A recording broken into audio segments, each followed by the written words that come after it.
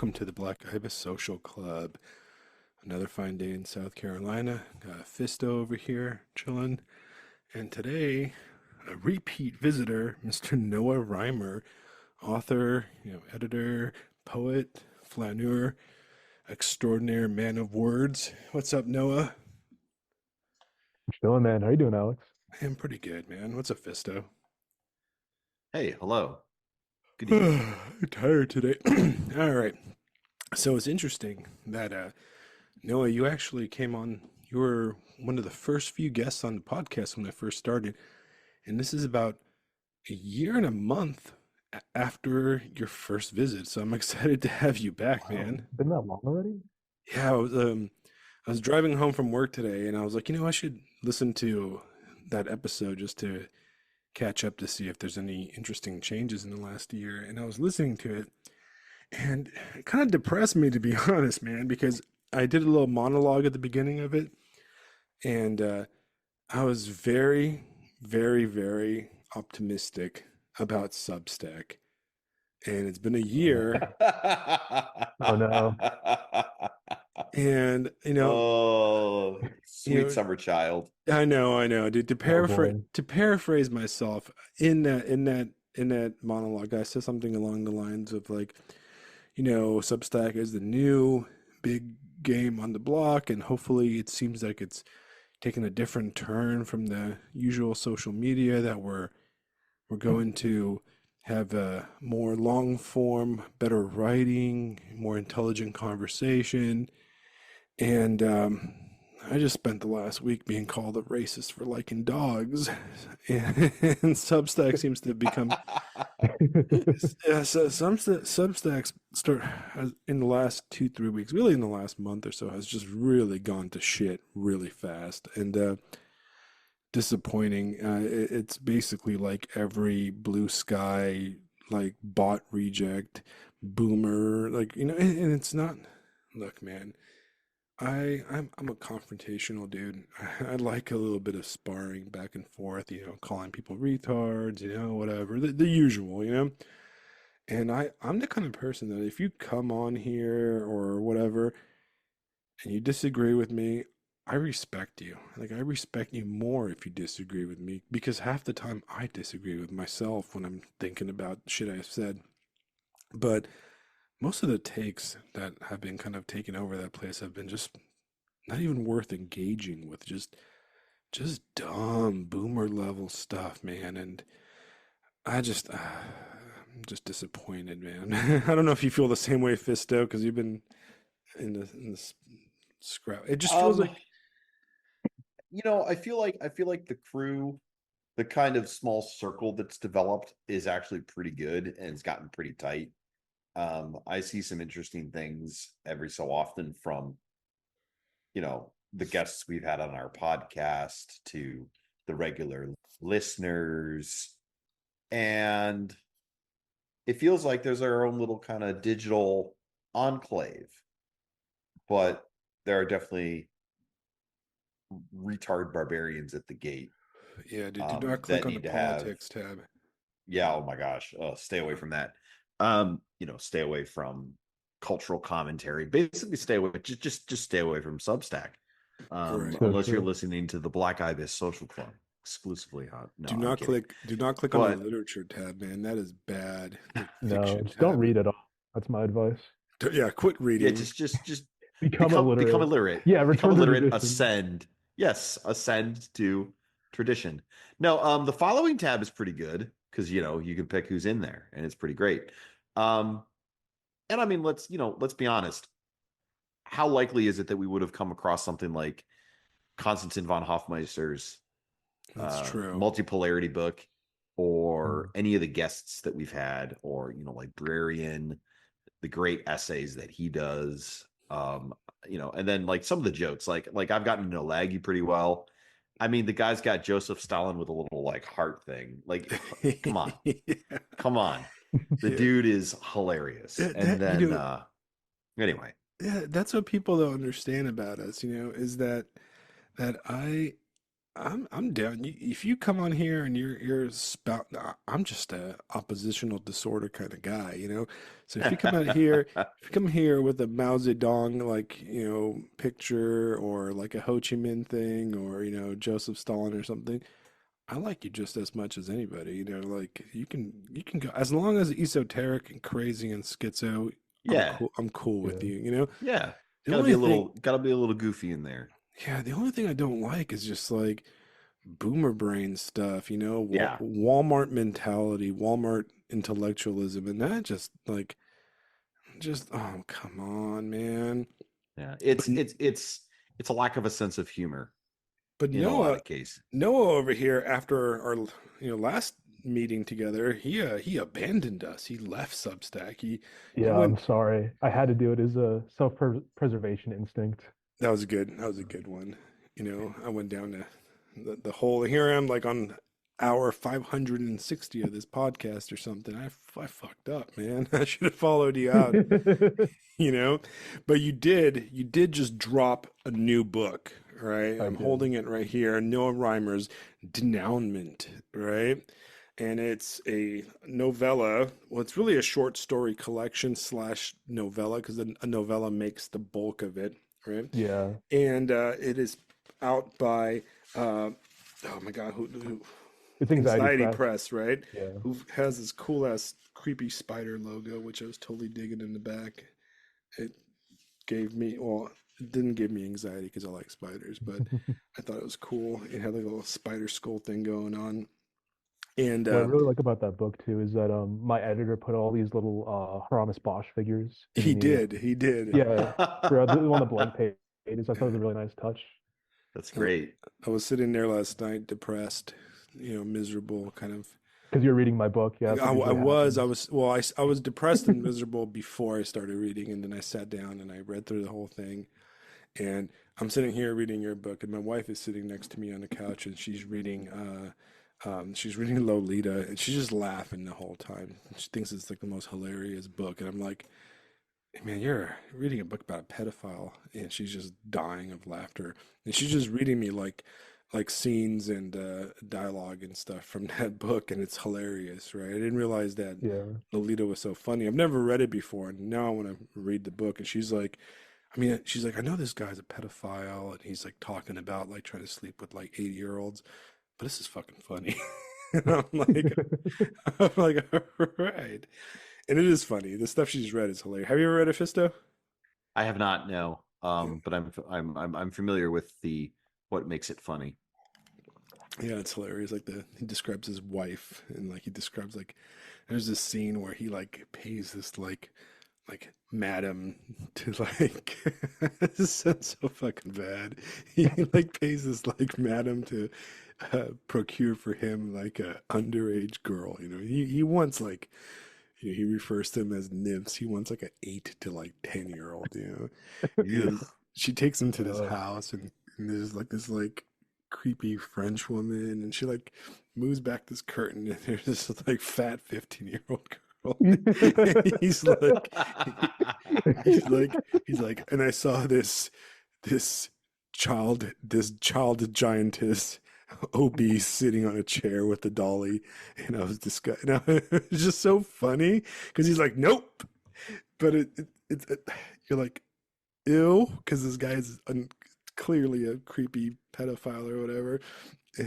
But the whole scene is like hilarious and gross at the same time, and you're just like, Nabokov just knows how to write. The guy makes a fucking creepy French pedophile like seem interesting to read and to be stuck in his mind. And I guess that's the trick, right? He like gets you to kind of empathize with this fucking psychopath, and it says a lot about the reader and the whole culture as a whole, how we're kind of trapped in that kind of mindset.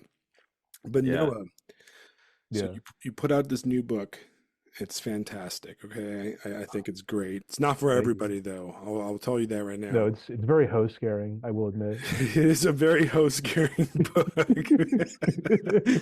That's uh, kind of what I specialize in, unfortunately. yeah, there's definitely some host-carrying going on, but you know it's funny because it's about three women, really, right? Yeah, exactly. And it came out. When did it come out? Like 2, 3 weeks ago. Yeah, I think March 11 was when it came out, and I wrote that actually, I think it would have been about a year ago that I Yeah, because wrote I the actual remember you book. talking about it when you were on Yeah, last I time. gave you the PDF, but what was funny was, Yes, I read it before. That's why I was reading it and I was like, what the yeah, fuck? I've already read this, right? And then I realized you're right. You did give me the PDF. I plagiarized myself. Yeah, so I wrote it like spring of last year, and then I think I kicked it over to Anxiety Press. I want to say like September, October of the past year, and yeah, it's actually got published, which I'm really surprised about. I was just going to publish it myself, like I do most of my books. Right. Well, I think they did a good job on the art, the cover art, and Oh, I did that myself you actually. did Well, that. it's kind of. Oh, sorry. Go ahead. No, go ahead. You told me about it, man. So Oh you're yeah, I it was kind of like a cooperative effort because basically I did the little front piece where it's that the hell panel from Ms. Bosch, and I did the coloring on that, and I chose the fonts and I kind of formatted it, and then Cody, my editor in chief, had a little couple more touches, so he kind of like desaturated the color palette, and he added that kind of papery texture to it, which I really like. I like it too. So it's kind of Yeah. like a half and half. Yeah, I mean, you know, you said it's host scaring, but I think it looks pretty cool, man. I think it looks like thank you.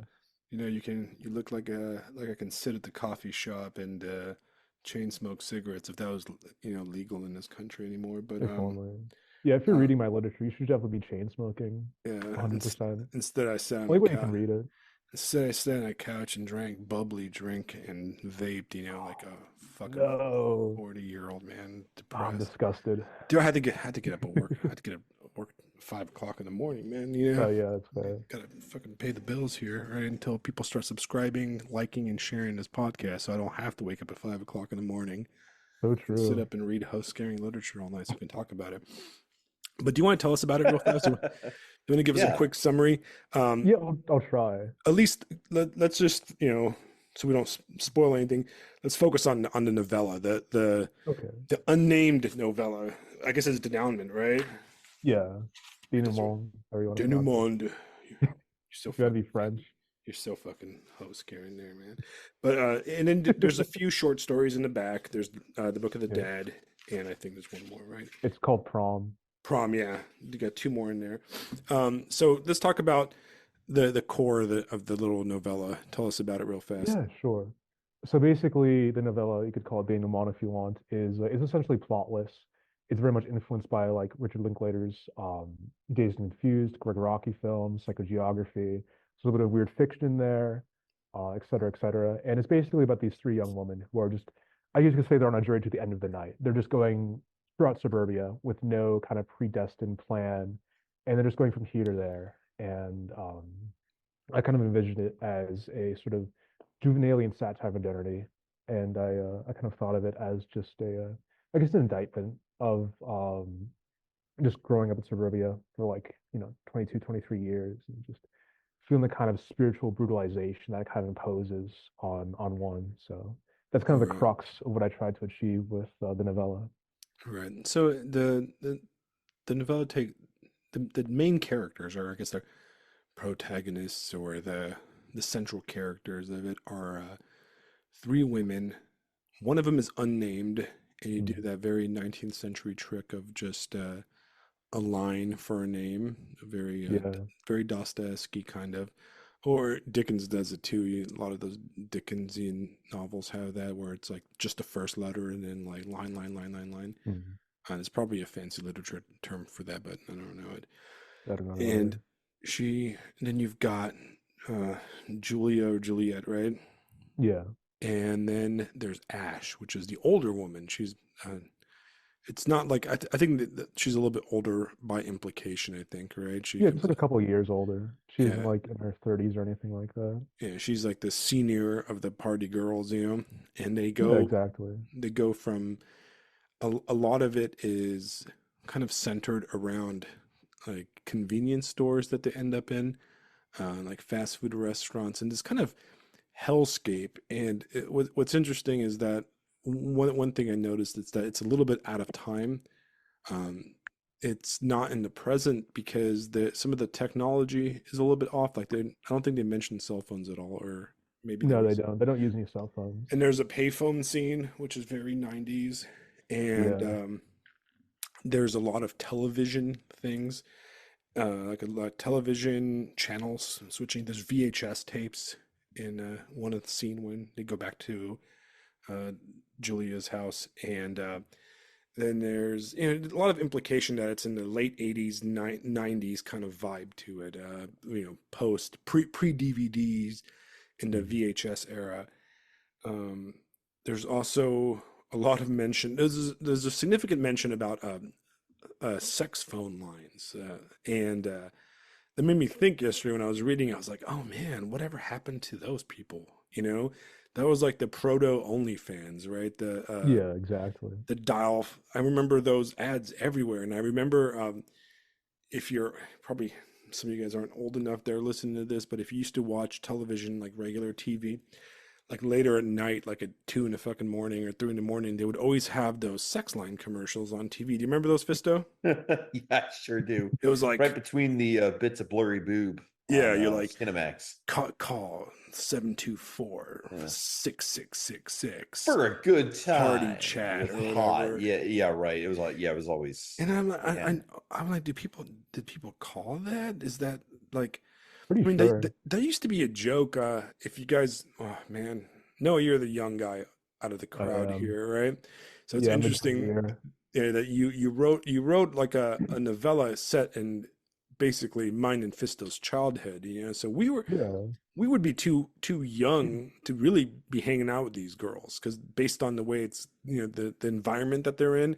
I mean, it's a pseudo timeline, right? But if we were Hmm. to place them somewhere, me and Fissa would be too old to hang out with them. We are probably like in elementary school when these girls are getting fucked up in this novella.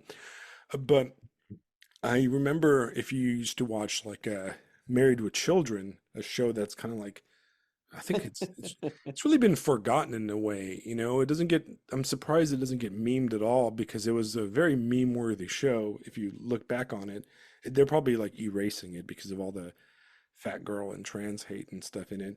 But they used to always joke around about the sex lines and stuff. And Al Bundy's mother-in-law was like the sex line operator in one episode, and I remember that just kind of stuck in my mind because I always thought it was funny.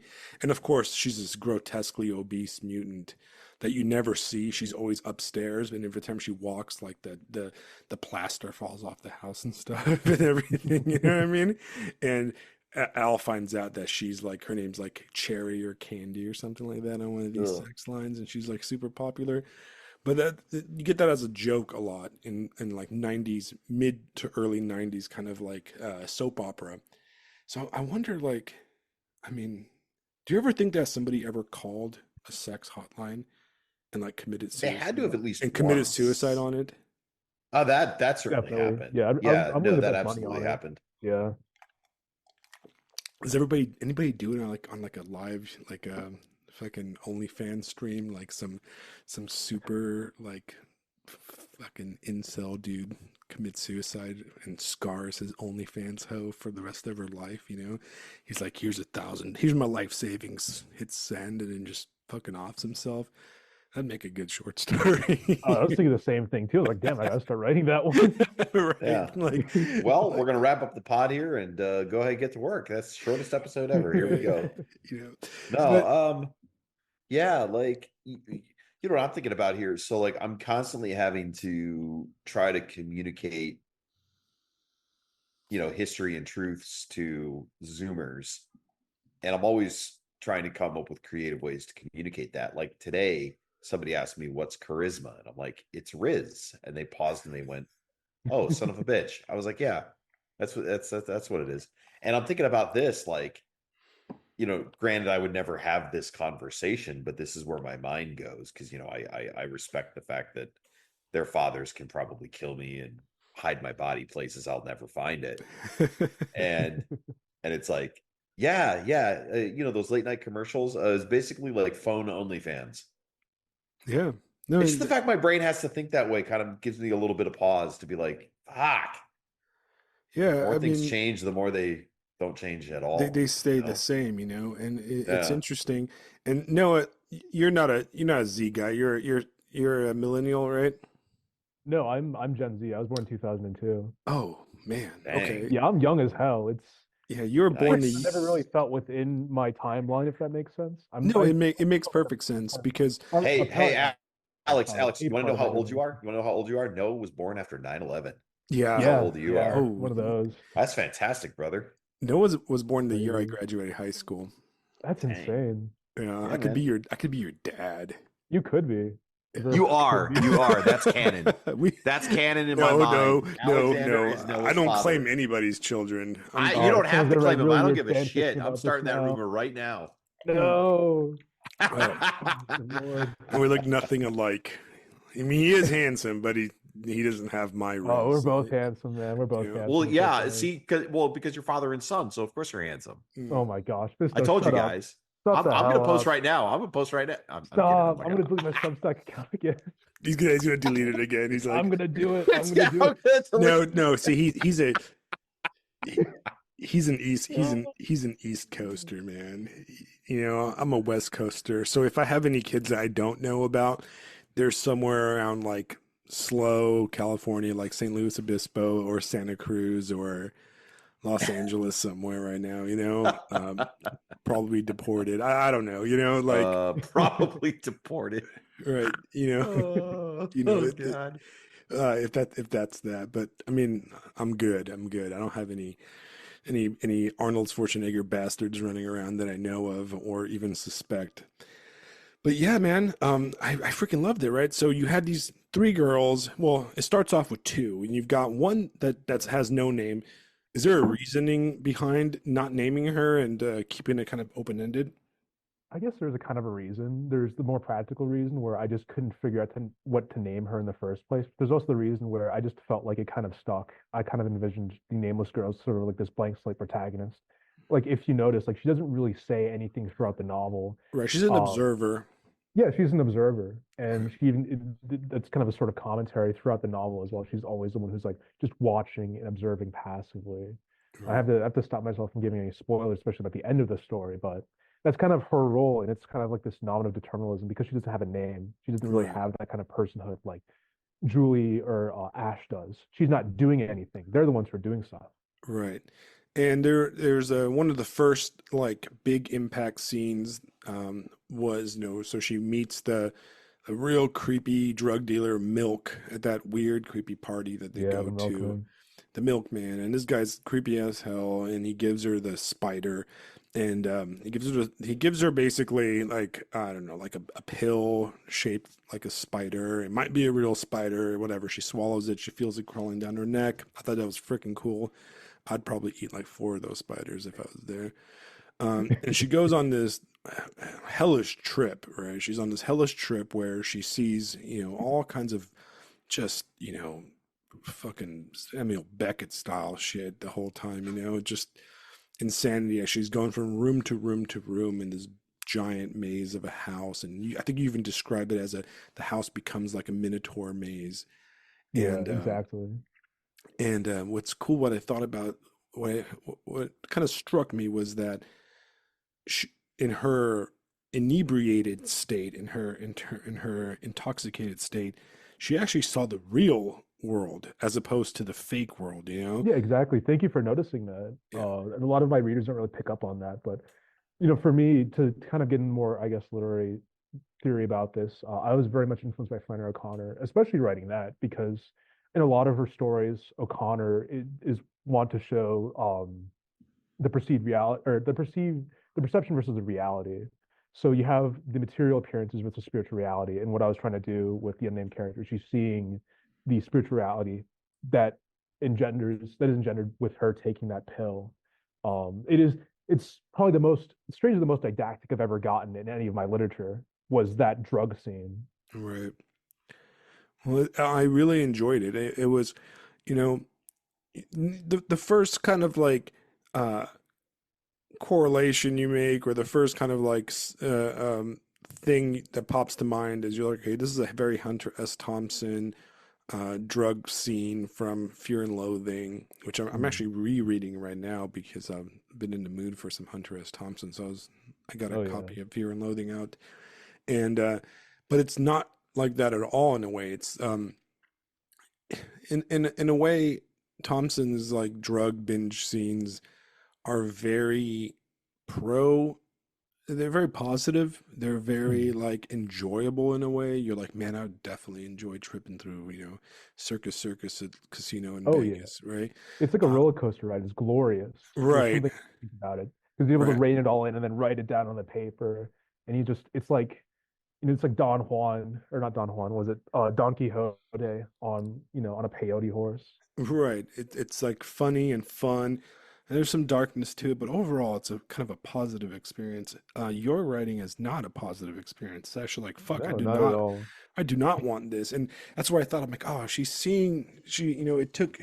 it took opening her third eye with the spider pill to see what these fucking people are. And I thought that scene with the king at the Mm. orgy room, I was like, oh, that is good. I liked it, and the way you described the sex in that scene was very very dark. It wasn't pleasurable, or it wasn't sexy or romantic or erotic in any way, shape, or form. It was actually grotesque and uh, pornographically icky, I guess is the best word I can come up with. And then you Yeah, kind of I leave it. took a lot of inspiration. Oh, sorry, go No, ahead. no, no, and then you kind of leave it all behind. You're like, oh, okay, and then they walk out. Like it's like they walked out into the fresh air and they moved on, which I thought was fucking cool the way you did that.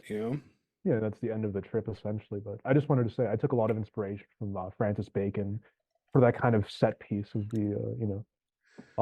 because I've always been very interested in how Bacon depicts the brutality of sex. It's always something that's kind of been fixated within my mind, and it also comes to my Catholic background as well. Um, well, that's just to Right. discuss a little bit about that. For listeners at home, Francis Bacon was a 20th century painter. He was a homosexual British dude. Spent a lot of time, I think, in what was it, Morocco, right? Yeah, Um, probably Morocco, had Tangiers. had very like of violent sexual relationships where he liked to get his ass kicked like a lot, sexually. Basically, he was a kind of a masochist, and he painted these kind of grotesque, sexual, but not. I don't know. I guess you could say erotic, but Yeah, not I think it's perversely erotic. perversely It would have to erotic. appeal to a very deranged kind of man. And I Right. think in that sense, to Bacon himself, he was painting his fantasy. Yeah, his darkness definitely came through in his art, and he he was a very disorganized kind of guy. There's a picture of his studio somewhere, and he just kind of lived like an animal basically, and a very interesting character. Probably one of the best artists of the mid to late 20th century. Um, Dark, very lots of browns, lots of grays. His big famous work was the crucifixion, like panels, like Yeah, triptych, I think. the triptych. Yeah, There's also the Screaming Pope as well, which is a and the study of Screaming Pope. a painting by El Greco, I think. Right, right. He would take a lot of these like late Renaissance, early modern era masters and kind of redo some of them in a very like I don't know if the word is postmodern, that gets Hmm. thrown around a lot. I don't really feel like he fits into that much because he's not really deconstructing anything. It's not Um, deconstruction; it's decomposition. That's yeah, what he's it's working on. exactly. That's actually a much better way of saying it. A very decomposition of the scene. And anyways, so I'll link some of his work in the um, podcast episode because I do enjoy his work, and I did go to college for art history, so I can talk about that kind of stuff. Um, so back into the novella, so they go on and stuff happens, and so a little bit of stuff. They drive around. You write a very car accident scene that's very very inspired by Crash, but Oh yeah, right, love me like, some ballad. yeah, there's definitely some Ballard in there. There's a great line, and I didn't take any notes. I don't know what my notebook is, and where you say the future is futureless, and I like that a lot. That could be a cyberpunk, uh, freaking catch line. The future is futureless, and I thought that was a great line. I underlined it in there, and I think some of the best writing, and I think it's great writing all the way through, but some of the best writing you knock out here is you're listing. I'm trying to find it, but you're listing billboards and signs, and you're describing this list of signs in a paragraph, right? And I Yeah, thought that was freaking excellent writing, man. Like you thank really you. captured that Ballard kind of vibe, like this just list of schizophrenia, this like constant like billboard after billboard after billboard. And I was like, God damn, that is good, and then they end up at the house. They end up at the house, and there's a cool lesbian scene which I liked.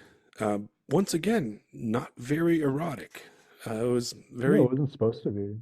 yeah. Because like I wouldn't say it was a lesbian scene in the true sense, because it was You're much more right. I agree uh, with you. yeah, was Julie just she was trying to look for love in the wrong places, and it was more the fact that it's not that Julie was a lesbian because she's not. It's more the fact that she's been so deprived of any kind of warmth or compassion that she's just actively seeking out through this kind of sexual reprise. But it's ultimately Right, unfulfilling because they don't love each other. There's no real connection there.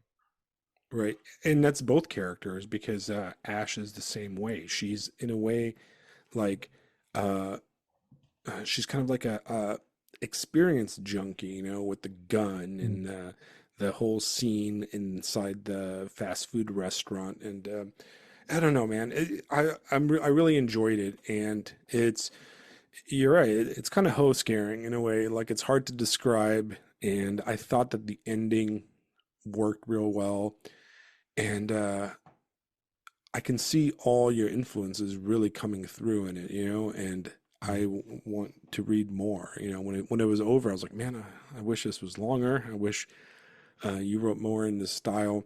But yeah, that's awesome. How's the reception been for it so far from other people? That's been pretty good. Just kind of been hustling ever since I got the book out, and I have an interview coming out with I think it's X-Ray magazine. Probably the best, one of my favorite interviews I've done so far. Rebecca was the one who gave the interview, and she just did a very fantastic, thorough investigation of the novella, and the short stories at the end, and all the themes I was kind of trying to get through. She's a very, very intelligent reader, and she was a fantastic interviewer. So I'm very glad that got out. That, Yeah, people have been liking it so far. People are just coming up and complimenting me or seeing me on Substack or whatever. So it's been that's very nice. that's awesome. Like I said, I'm very happy, and it made me think about the novel, the novella, the written word, and we have, we've discussed this last year a little bit, but the mainstream public, look, nobody's gonna publish this, man. All right, like it's not gonna. Penguin wouldn't take it, maybe when you're Oh, definitely dead, not. Proudly so. yeah, and it's just sorry, dude, you're a dude. It's not getting published, Well, Uh, I'm a person of color, so I think I could get some leeway there if but I you're put my not cards gay. in. I don't know, right? Like, you're not. Are you Uh, But he oppressed? could be. But he I could could be. be if I Look, play my cards coming on this podcast, it's gonna definitely not get you, because we right. have dogs. We have dogs. Okay, so whatever. Um, but the thing is, though, what I like about it is that I've been thinking a lot, and I think that the format this book is out, the short kind of novella that I can shove in the back of my jean pocket and walk around with it, right? Is almost has is the ideal kind of form right now for independent kind of avant-garde literature. Um, Mm, I feel like the mainstream publishing world is now all about these massive 900 kind of word novels about fairies fucking or whatever women read nowadays. um, and short stories, I don't know what it is about short stories that they don't click with a lot of people, unfortunately. But I feel like that the novella might be the ideal indie kind of indie product right now. Something that's like the same, physical, that takes up the same amount of physical space as the book I'm holding right now. You know, it's Mhm. just almost near perfect. And I think that a small press that puts out something like your novella and many others along the same line, it's enough to where, like, let's be honest, right? When it comes to indie fictions, self-published or in small press published, right? You're even a heavy reader like myself, there's a weariness to me when I'm like, oh my God, do I want to start some dude I've met off a Substack's book? You know, what if it's boring? I'm going to commit to like 900 pages of like slop, right? Or Yeah. some crazy rants or something like that, you know? So there's a commitment fear going on because we live in the Substack slash like OnlyFans world where I can get my fix real quick, right? Um, and then the short story is a little bit too short to really capture my attention. But the novella format, I can read it in one night of, half a bottle of wine and, a few cigarettes, and I can sit down and power through it and really get the essence of a writer from a novella, from something this length. And so I think it's almost the perfect format for independent fiction right now, specifically literary fiction, right? What do you think about that, man? Do you agree or? I definitely agree. I just it is kind of incongruous how a lot of popular fiction nowadays is, like you said, the 900-page tome, even though we live in a tension of TikTok and attention spans. But I also think it's because it kind of carries a weight beyond the actual physical object, that it has that kind of prestige, and we just haven't moved from that yet. We're still, people are reading Middlemarch nowadays, which I find really interesting because it's like a 400, 500-page book, definitely like a dusty 19th century tome. Right. Um, and to the point about me writing the novella, it was more so it was a product of my limitations because I was never really good at writing long form fiction, and the novella is like the longest thing I've written, even though it's only like 40 pages. So it's just a happy coincidence that this is what I was able to come up with, rather than like 1,000 pages of who the hell knows what. All right. I've been seeing the little short novella novelettes like format from a lot of indie writers right now, and then I've got Tower by Jack from Mm. he runs that podcast. That's really good. Book The Club book from Hell. Book Up Yeah. from Hell, right? And there's a few others floating around that are about the same length, and I think that that's a great format for our podcast circuit turnaround in a way, if that works, because I can read it, we can talk about it, and I can read five more of these in the next 5 days and talk about them also. So in a way that I feel like they're the ideal like format right now. So Mm. we'll see. You might be the vanguard of the age of the novella world again, you know? So what Hopefully. else are you working on now, man, besides, scaring hoes with your work? Honestly, not too much. I've just been working my editing work, really. I'm the associate editor of Orpheus Literary. I work with the poetess Juliet Sandoval. I'm having a really good time over there. We're actually planning on releasing our second issue of Bohemian Grove, I think sometime in April.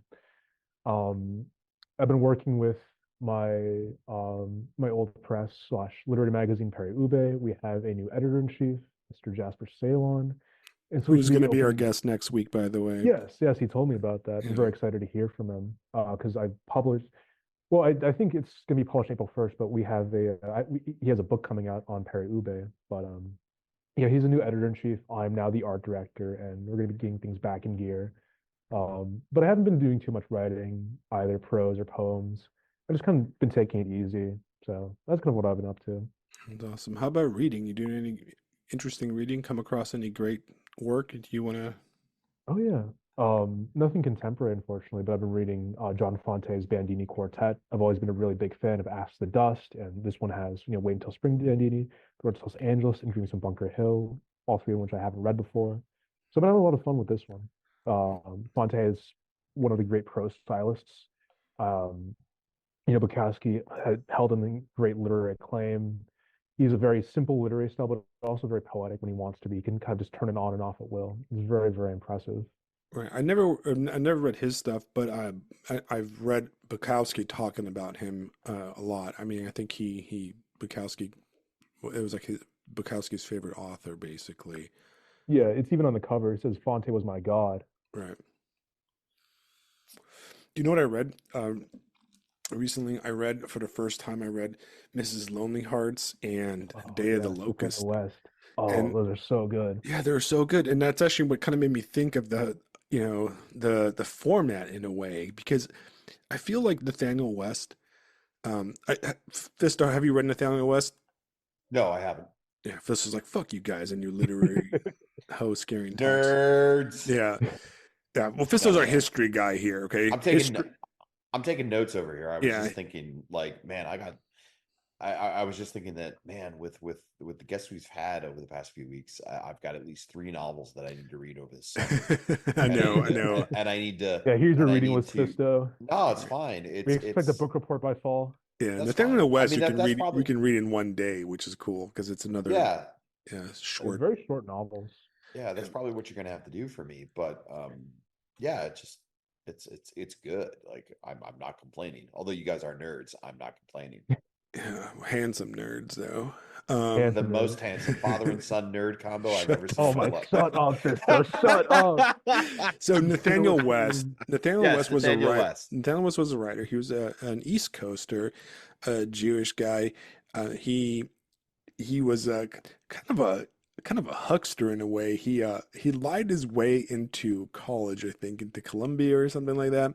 He Oh, this is sounding like familiar he now. never graduated high school. He made up. He basically like lied through his entire academic career. Ends up in Hollywood in I believe the 40s, if I'm correct.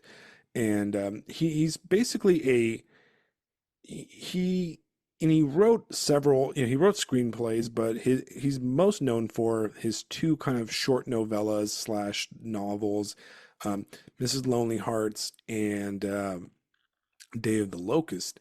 And they're both, you can usually buy them together when they're sold because they're so short. They're usually in a double package basically. And he then goes on and dies in a car accident, like in his late 30s. So he tragically dies. His career is tragically cut, and he kind of disappears, and only like uh, art art hosts scaring people read his work basically.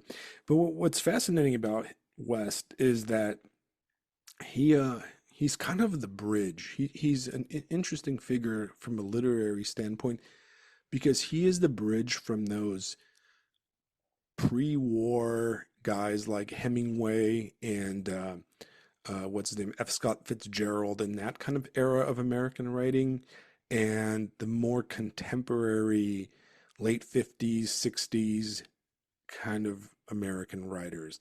And you can see he's got like the DNA of Fitzgerald in his work, but he kind of moves past it in a way. I don't know if you would agree with that, Noah, but there's something a little there's something different. He's a very transition kind of writer in a way. Mm.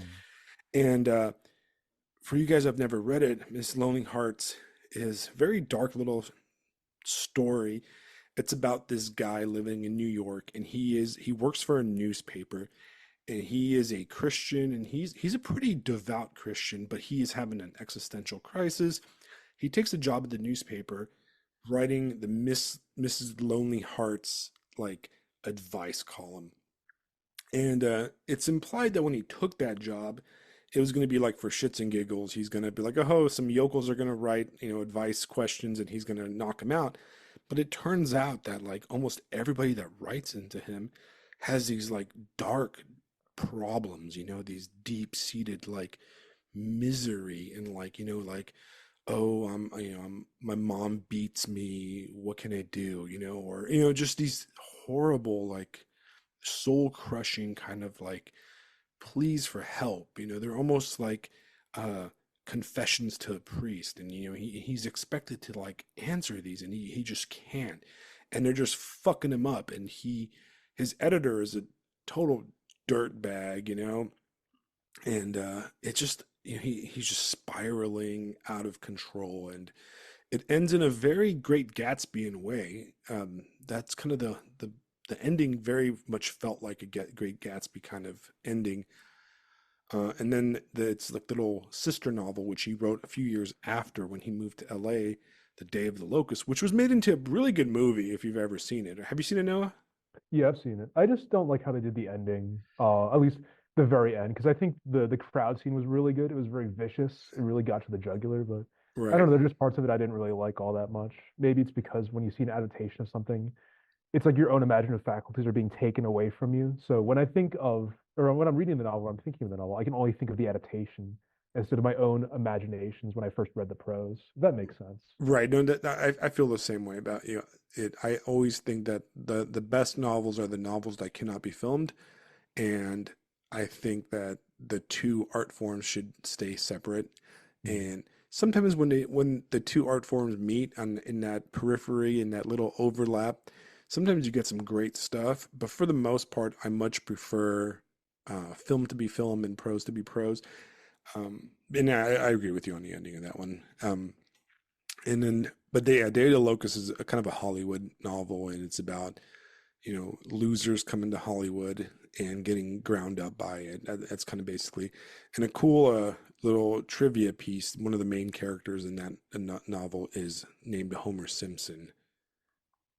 Where Matt Groening gets it from. Yeah, and that's where he gets it from. Yeah, that's where the Homer Simpson comes from. Even though the character is nothing like Homer Simpson, but the name kind of sticks to it. Yeah. I guess he's kind of Homer Simpson in a way. He's kind of a oaf, but not really. Yeah. But yeah, great stuff. So that's kind of what I've been reading. And then of course I've been reading, your book, and then random stuff around the house and stuff. Interesting enough, I've been thinking a lot about, film adaptations, and the one that always kind of sticks into my mind as one of the best is actually No Country for Old Men. That's Mm. a movie that lives up to its book, and you could say that they're very similar and almost perfect adaptation of a book to a movie. And then of course you have to realize that No Country for Old Men was written as a screenplay first, then a novel, then it was made into a film by the Coen brothers. But that's kind of the rare times I really enjoy the movie almost as much as the book itself.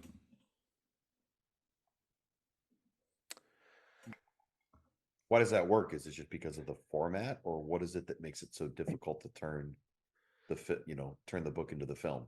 Well, so I don't know. My theory is that I think, and I know, Noah, you're a film guy, right? So please Yeah. That's hop where into. that's where I That's how came you in. started, right? You started as writing film critiques and that kind of stuff, right? When you were younger. Yeah, exactly. I used to be on Letterboxd, and I would do some work in the kind of genre scene. I do a lot of freelance work, do articles and stuff like that. Right. That's kind of how my imagination has worked as a writer. And even with denouement, I kind of wrote it as if I was a cinematographer, and I was doing the lighting, and I was doing the scenery, and here are the costumes. Here's how my character is going to act. So it was, in a sense, I was directing more than writing. Right. And I think a lot of writers do that, and a lot of times, like, I think undisputed, without a doubt, film is the art form of the 20th century. Mm. Uh, we've had Yeah. some great 20th century novels, amazing masterpieces. There's some great 21st century novels, but the American art form has been film, and the art form that has captivated and kind of controlled the minds of the normie world is film. It's just a fact. I don't think it's really disputable. You um, and I think one of the big differences, and I think you have to accept that, right, as a writer. And as a writer, in my opinion, if you accept that, you have to ask yourself, what can I do on the page through prose that cannot be done in film? And that's kind of like something I always tell myself. I'm like, if I'm writing a screenplay or a book. You get a lot of writers, and you see in writers groups, and most writers groups are corny as hell, right? It's always like, oh, Yeah. who would you want to make your movie or whatever, who would you want to direct your novel if it was made into a movie and cast these characters or whatever, right? I think that my answer has always been, oh, nobody. I don't want anybody to make my work into a movie. I want my work to be unfilmable. I want it to be very difficult because I think that one thing you have to do is take the strengths of what the novel can do that a movie can't do, which is the interior feelings. The novel has the power to give you very deep interior thought through time, which the film format does not have. I don't know, would you agree with that, Noah? Yeah, I would agree with that somewhat. Just for me personally, though, I would like to see my work as film because I kind of going back to what I was saying when I first started as a film critic, I've always wanted to make a movie, and I think a lot of what I've done with my literary work has, in a sense, been filmic. It's always visual in one sense or another. But I do agree with you that novels and prose can only capture it captures that kind of interiority that can't be captured within a film because a film is such a visual medium, and any kind of work of literature is so much contained within the interior, the emotions, the self, in a way that can't be replicated onto a mimetic medium. Right. And I think the I have a reason, question. sure. Yeah, So it just you guys are making me think.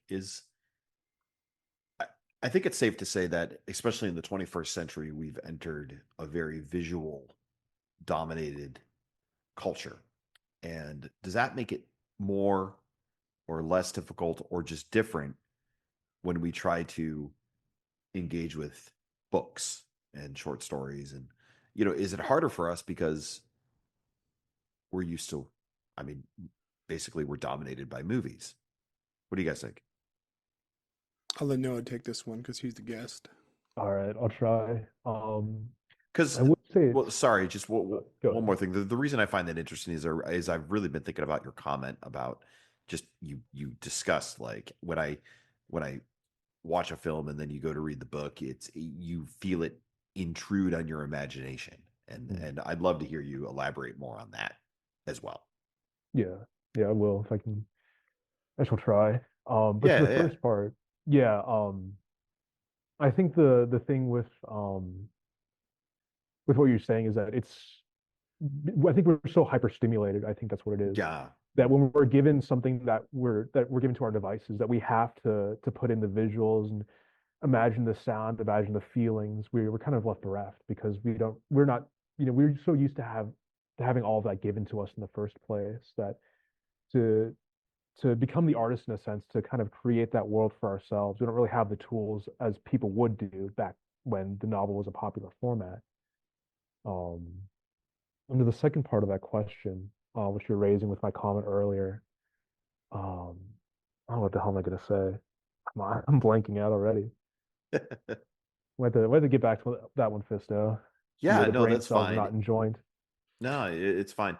I Well, uh I like that you brought up the fact that we're hyperstimulated, and it makes me believe and it makes me think that perhaps part of the issue is in the 20th century you have film, but you don't have that hyperstimulated, always online aspect to it. And perhaps we should draw a line between books going into film, going into whatever the hell the internet is. Yeah, and there's this whole, you could say it's a snippification of culture where things are just delivered in these little bite-sized packages. You can blame TikTok for having like 5 seconds of songs, or YouTube Shorts for having 5 seconds of movies. We're just ingesting all of these little bits of stimuli in these Yeah. micro-sized packages, and it's hundreds upon thousands of these things just come to us daily. But we're not really grasping the totality of a thing. We're just getting those little bits of aesthetic, you know? right. Yeah. What's interesting is, you said that film, you rolled film into the 21st century. And I don't know if I agree with that now that I think about it. My initial, reaction was to nod.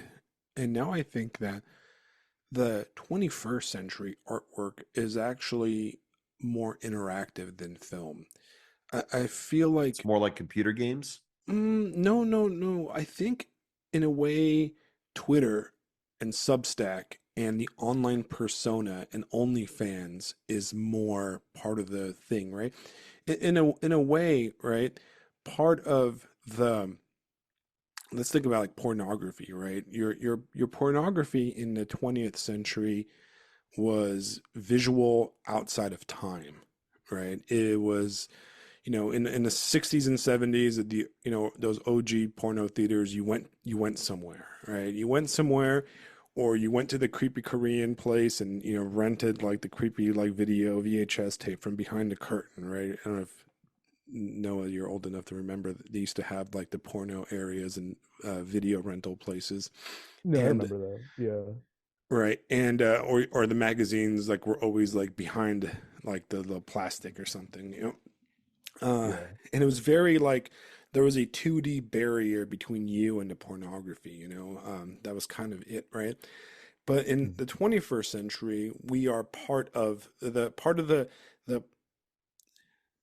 the OnlyFans experience. I mean, I don't know. I've never had an OnlyFans account, and I've never paid OnlyFans money, but I'm guessing that part of the experience, right, is that the viewer is part of the chat.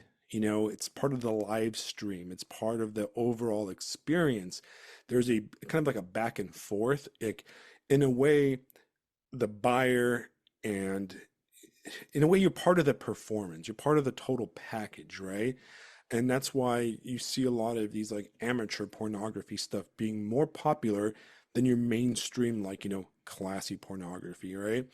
And a lot of the media that we consume, is tied into the performance of the actors and the lives of the actors and the directors and the makers of the entertainment on the social media kind of zone. Like, it's like you take all this drama, this idiotic drama you have about that Snow White movie, right? But you cannot separate that bit of work of art from the greater cultural conversation around it, which is the interactions that the actors had with fans and vice versa. And not only their interactions, but the interactions of all the kind of parasitical YouTube makers and commentators that were all involved in creating the greater performance. So, in a lot of these 21st century cultural artifacts you have, like all the Star Wars crap that's mainstream for all the fucking normies and stuff. It's not just the actual work of art itself or the product, but it's all the other peripheral 15 minutes of Warholian fame that all the other people do is just as important, or sometimes more so important than the actual product. I don't know if you guys would agree with that. Yeah, it makes me think that it's some kind of alternate reality game where even the advertising has to be entertaining. Right, right, It's not just enough that you're telling me about this product that you want me to buy, but like, dance for me. right. I demand Yeah. that also. It's But look at these guys like these huge like Twitter or X accounts, or even Substack accounts and stuff, right? Somebody like Bronze Age Pervert, right? That dude's a work of art, right? He himself is not that person, right? I mean, we don't really know who he. I mean, we do know who he is, but like that's a character. His entire political experience, his entire political persona is a character, right? And other people have joined the play that he's kind of hosted, if that makes sense. And it's gotten to the point where our own actual politicians are doing the same thing, with like, for example, JD Vance embracing his own memes, and Elon Musk and these guys. They're characters. It's almost like the entertainment today is not, people don't get excited to go to the movies like they did in 1995. People get excited to talk shit on the internet. you know People log in and their entertainment is, what's Elon Musk posting? Is his baby mama going to come out after him like it happened, what, 2 weeks ago? We are living in the most obscene, like, where the boundaries between reality and entertainment are completely messed up in a way. And these guys, you could take the interactions of some of these big name online kind of personalities and all the messages and everything. That's a novel's worth of material right there, of entertainment wise, you know. And I think that's the art form of the 21st century, parasocial media. Mm. I Yeah, don't know. it's so strange. It's just everything is performative nowadays with the advent of social media and the personal phone, at least the iPhone and that kind of stuff. We become our own personal panopticon. We're always surveilling ourselves and others, and everyone becomes a watchtower. Right. And I was thinking about that sort of aspect of performance that you're talking about a little earlier with the Musk tweets and the JD Vance tweets, and the dissolution of entertainment and reality. It kind of makes me think about like Artaud's theater of cruelty, because that's essentially what he wanted to do, was to dissolve the stage. Right. And so people would be implicated into the performance, and that's kind of where we are right now in a very strange, sick way. Right. We are. And then, we I dropped the big names, and we mentioned some of the big names that are currently in the media spotlight right now. But even on a micro level, I remember I had a my wife had a friend, and she has many friends, and we had a friend back when we lived in California, and she had an Instagram account, and she had a pretty big, I guess, pretty big following. It was more along like the mommy blogger kind of following type, crew. And she would post all these gorgeous pictures of dinners she made and like what she did with her daughter or whatever, and all this stuff. And it was very idyllic. It was like, oh man, that's very, idyllic. But I knew this bitch, right? And her life was not that. All right. It was a freaking mess, right? And you walk into her house and it was just like a slop fest, it looked like a disaster. But if you looked at her Instagram, it looked like this well kept, perfect, like she was making gourmet chicken fingers for her kids every day, and all this shit. But then, if you knew her, you're like, okay, that's not how it really is, And it's interesting that we've gotten to the point where we can't even identify reality. And then we gotten to the point where like I don't even know if half the people I talk to on Substack are real anymore. Sometimes I look at these people, I'm like, okay, you've got like two people following you and you're posting the same words. And we know for a fact that half these people are liars and that they're frauds and that they're paid by media agencies to spout certain points. We know very well that on Instagram all those influencers get products and they're basically paid to shill this stuff. I mean, just what 2-3 days ago, there was all those guys on Twitter or on X, arguing about Coca-Cola and EBT or whatever, and somebody showed that they're using the same exact prompt because they're getting paid $1,000 to, basically shill for big corn sugar. And it's wild because it's like that's a performance and that's the entertainment medium we take in, whether it's live streams or podcasts and stuff. And I mean, we are technically part of that whole infrastructure where more people listen to podcasts than they do to audiobooks, or more people listen to podcasts than they do than they watch the news nowadays. So it's kind of a wild thing where does the novel fit? Does the novel have a place in today's world? I think so. I think it does, and I think I'm glad people like you are writing it, and people like your age are writing and putting this stuff out. But it might become niche, It might become, I don't know. I think that we're going to have a crisis of the real coming very soon with the way AI is developing quickly, or the way the industries are falling apart, whether it's film or print media. And I think we're going to have a crisis of the real very soon where people are going to demand books. They're going to demand stuff on paper. They're going to demand actual products versus the digital. And I think that's a I good don't thing. I don't necessarily think they're going to it's going to be a matter of what medium they demand. More, I agree with you that a crisis is coming. people are going to demand answers. Right.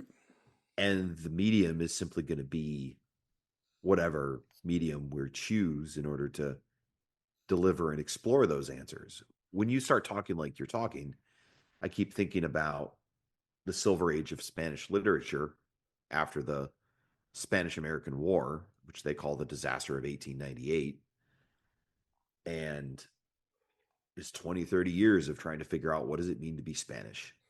What does that mean when we've lost our identity? And we've talked about it before. We're watching the end of the 20th century. What does it mean Right. to be American when the UN is no longer a thing, when NATO is no longer a thing, when Europe is now this remnant as opposed to a vital source of where our culture came from, and so on and so forth. Right. People are going to want answers. Right. They're gonna want, and that's what literature and film and stuff, That's what it's it for. anchors Yeah. us in a way. Noah, I have an interesting question about time, Hmm. right? Oh, sure. So in your novella, you're out of time, like I said earlier, there's pay phones and stuff. Is there a reason why you did that? Why you chose that kind of time frame instead of the present? That's a good question. I think mainly it was aesthetic concerns. So I just like the tangibility of older kind of technology. I guess the other reason was I just don't like having cell phones within my literature, and that would make a lot more sense if I was leaning more into my background as a horror writer. Like, oh, of course they can't, make any calls. Like the killer's running around. The technology hasn't been developed yet. Um, yeah, I think it's mostly just for aesthetic reasons, and Right. I also just like the feeling of literature being timeless in a sense, but also being hard to place within a given time frame. Like I always think back to that line from Hamlet, "The time is out of joint," and I try to apply that to everything that I write. So you can't place it as, oh, this was written like in the 2020s. You try to figure out where to place it, and you can't, which I think it's me trying to add to the Gothic element that a lot of my literature has, because a lot of the Gothic was essentially a collision between the present and the past, and there's just so many disparate elements that can't really be made sense of. Right. No, that's interesting, and it's interesting in our greater conversation because um you know, a lot of people in different commentary and stuff always say that we tend to kind of default to the 90s for some reason. There's a 80s and 90s Interesting. default in a lot of our media, because there's something still anchored in that generation, And I found it interesting that you sort of defaulted to that pre-digital age. Um, and I see that in a lot of fiction right now.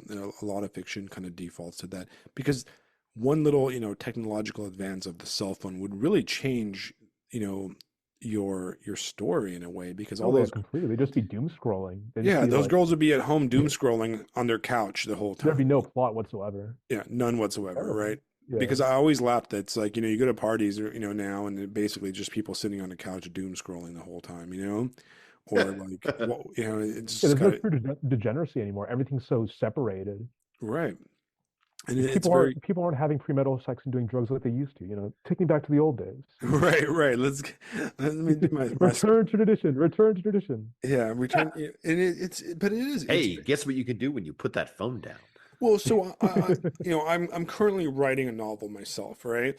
And that's something that I'm actually very much tackling with because it's the cell phone is a difficult hurdle to navigate, you know, and it's a difficult novel like topic to navigate because it completely changes. Like you can take almost any movie from the 20th century and any great movie, and you add a cell phone to the damn thing, and it really would change the movie in a way. Like Mhm. a lot of the meet cutes and the chance meetings and the missed connections kind of situations would be completely um, nullified by the cell phone, especially the modern Yeah. cell phone with the Like full an instant power of the internet. resolution, essentially.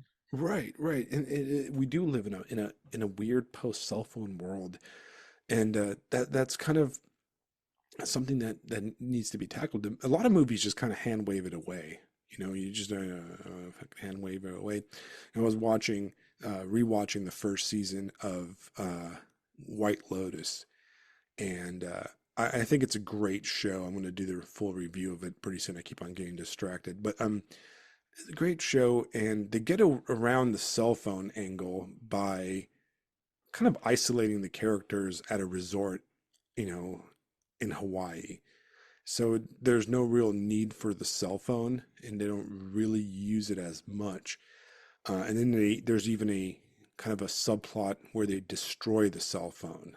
Right? They one of the characters is a basically a gooner. He's sitting there, you know, just gooning on his cell phone on his Nintendo Switch, and he falls asleep on the beach, and the ocean basically destroys his phone and Based destroys his, Ocean. yeah, a very based ocean, right? And then there's a great kind of spiritual side quest that he kind of goes on, and he ends up the best in the show. But it's interesting because you kind of have to address it. You can't go around it, you know, like mysteries become different. You know, so much stuff becomes different if you can just, well, I'm bored. Let me holler at this girl real fast, you know, or let me hop on Grinder or whatever the fuck it's called, you know. Yeah. Uh, Takes some and enchantment from everything. right, right, right. You know, talk about film, man. What have you been watching? Anything new that you've enjoyed? Oh no, not really. Nothing that's come out recently. I've just been doing some rewatches. I watched a couple of Coen Brother films. I watched Raising Arizona for the first time. Interesting. I didn't really like the style that they went for. Is really weird plot, especially for a Coen Brothers film. Yeah, But it that's a was all weird. right. That is a weird one. Yeah. I saw it once, and it was many many years ago, and I really Yeah, enjoyed yeah, it. yeah, yeah. Do you like Coen Brothers movies overall? Oh yes, I do. Very much influenced by them, especially. But I like the more, I guess you'd say traditional films, like was it Big Lebowski? Their first film, Blood Simple, is fantastic. It's just a great neo-noir. So things kind of along that trajectory. Right, Fargo. Oh yeah, Fargo, Yeah. definitely. Forgot to mention that one. Yeah, I like Fargo. I love The Big Lebowski. I think The Big Lebowski's a fucking masterpiece. I don't care what anybody says. I know it's kind of like the trendy movie to like in certain circles, but I love it. I I saw The Big Lebowski in theaters when it came out. I was in middle school, and we used to. And funny enough, we used to bowl in middle school. This one summer, I think it was the summer of seventh grade. All of us, when I say all of us, is like my brother, my friend Zach, and like my friend Philip. We used to hop on the city bus and take it a few blocks away to this kind of like cheapo ghetto bowling alley, which was next to a movie theater, and we would bowl all day. Like that's all we would do. Like we just, you know, it wasn't very expensive, and we just bowl for hours and hours and hours because that's all we did. And in between bowling, we'd go catch like the $5 matinee movies at the theater, and we walked in there, and it was one of those theaters where like you could be like 10 years old and go to a rated R movie. Yeah. Quiet, quiet dog. You could go to like one of those, you know, it was one of those movies Silence. where nobody gave a shit, you know. And we saw like the poster for Big Lebowski. We're like, oh, it's about bowling, and we've been bowling. Let's check it out, you know. And it blew my mind, man. I was like, oh my god, this is the greatest movie. So here I'm like a 13-year-old or something like that in middle school, and I was just in love with that movie. I was like, holy That's a beautiful fuck, experience. greatest movie. Yeah. Same summer I saw Lost Highway, Oh my David gosh, Lynch's yes. Lost Highway. And that was Oh, another movie that like shaped my middle school brain. It rotted my middle school brain, you know. And I was like, just fucking Lost Highway. It's great. on the topic of Lynch, have you guys seen Inland Empire? I that is the one Lynch movie I have not seen. Oh, Alex, let me tell you. It's So this it's is the my third of the trilogy, right? Because you have Lost Highway, yeah, from Mulholland the Drive, LA and trilogy. Yeah, exactly. But basically kind of I guess as a counterpart to your theater story. So I saw this a couple of years back. I don't know how old I was. And this was when I was more in my film reviewer era. So I've seen a good bit of Lynch at this point. I watched Eraserhead, Blue Velvet, maybe a bit of The Elephant Man. So I kind of knew I was in for. But I didn't really because we have to understand about Inland Empire. It's so different from any of Lynch's work. It's not diametrically opposed because that's something more like the straight story where he like sets off all the surrealist stuff and just tells a straight story. But Inland Empire was it's like the most antagonistic film I've ever seen to the viewer himself. And I walk into this theater. I kind of think I know what I'm in for, but I don't. And it's just like 3 hours of like complete brutalization of all my senses. Sound design is like it's absolutely aggravating. The visuals are it was like drilling holes into my eyes. It's yeah, it's a very Artoian experience of the theater of cruelty. Um, it was just absolutely insane. It just melted my mind. It was like watching high performance art. It's very hard to describe within my limited High capacity, performance but art. That's a like it great was way to just say it. absolutely insane. I was just glued to my seat for those 3 hours, just in complete and utter terror because I'd never seen anything like it. I was shitting myself. And but it was also like the greatest film I've ever seen because no kind of film gave me that kind of utter dissociation. No kind of film had ever it was like such a high level of art of experiencing um that you can only really watch it within the filmic capacity of a theater. You can't watch it at home on your laptop or on your little TV. You have to watch it where you can't shut it off because it demands your complete attention. It's just strangling you through its whole runtime, and it's fantastic. And the most I could say on it, honestly. You just have to watch it for yourself. I need to watch it, and it's kind of one of my film failures that I've never seen it. I it's got, I mean, the movie's 180 minutes long in its original release, and it came Yeah. out in 2006. Um, It's all shot on digital too, which I really like that. I think it's the only film that Lynch shot that wasn't on, proper celluloid, which really contributes to the aesthetics of the piece and how grimy and how it's like depraved it is. It's a movie you should it feels like it shouldn't be showing right now. It shouldn't. It's a film that shouldn't exist, right, essentially. and it's got all his favorites in it. It's got Laura Dern. I think she's the kind of the main character, right? Yeah, and then it was Harry Dean Stanton is in that as well. He's in like everything also that David Yeah, Lynch does. obviously. I think it's the late Harry Dean Stanton. I think he passed away, right? If I Oh remember. yeah. Yeah, Yeah, rest in peace. yeah. Another Uh, interesting thing about the film too is that it's so intertextual because Laura Dern she plays an actress within the film, but then her film life and her actual life start collapsing in on each other. So it's like this sort of Lynchian house, follow the House of Usher, but you have so many layers of reality just collapsing in on each other. To the point when I was in the theater and I was like halfway through the film, I didn't even know it was real. But I started merging with the film itself, and it was hard for me to distinguish what was on the screen and what I was experiencing in real time. It was actually very frightening. that's Um, awesome. it was a really crazy trip, That man. might be my weekend movie for the weekend. Then I think I haven't seen that one. You have to see in the theater, though, Alex. You have to see in the theater. Well, I live in the South, man. Do you really think that there's any theaters here that are gonna show fucking David Lynch movies? You have to I open think one so. of your I'm in own. Virginia, dog, and I Yeah. saw it at the Alamo Draft House. Yeah, you know what? You're right. I guess I have to go to, you know what? I live like 15 minutes from Savannah. Savannah would definitely have a David Lynch, screening movie theater. But was it Naomi Watts in it? Because she's in like everything Lynch, Yes, yes, I think she was right? I see Jeremy Irons is probably. in it. I like Naomi Watts. I like her in Mulholland Drive. Mulholland Oh Drive I yeah. liked a lot. That might be my favorite of the David Lynch movies, not including Fire Walk with Me, which is my favorite bit of David Lynch and Hmm. isms, which is not everybody's favorite. A lot of people don't like that one, but I think it's perfect. Uh, Yeah, I've, it really is. I've Yeah, got I a think so too. I've got a 1990 trading card right here in plastic of from Twin Peaks, and it's a trading card of Dr. Jacoby that one of my coworkers got for me. She bought Nice. I got her We're gonna need to into see a picture of that up on the Substack, I I think. know I posted it before when she got it for me. Did So you? I got basically my Interesting. entire like clinic working obsessed with Twin Peaks, and she got so obsessed that she went and bought she went like on a what do you call it, what's that fucking thing where you bid for things, eBay. eBay, and she got this whole set of like original 1990 or 89 like trading cards of all the just Twin Peaks trading cards. I remember like back in the day they used to make trading cards for like everything. And she got this whole set of Twin Peaks trading cards that she probably spent a ludicrous amount of money on. And it she gave me the Dr. Jacoby one because she's like, oh, you're like a podcaster, and he's like a podcaster in the return, so it's funny. And I was like, oh, that's pretty good. Oh, and you're saying We that. start selling gold shovels now. Yeah, and I'm a pervert too. Great. Thank Perfect. you. Yeah. Who Well, isn't? Who isn't? yeah, exactly. Come on, man. So that's my spiritual podcasting animal, Dr. Jacoby, right now. Oh boy. And then how we always joke about the the Judy or Panem Cyberpunk 2077 love. If you really want to, Joking. well, No, we're just not kidding. joking. It's actually very serious.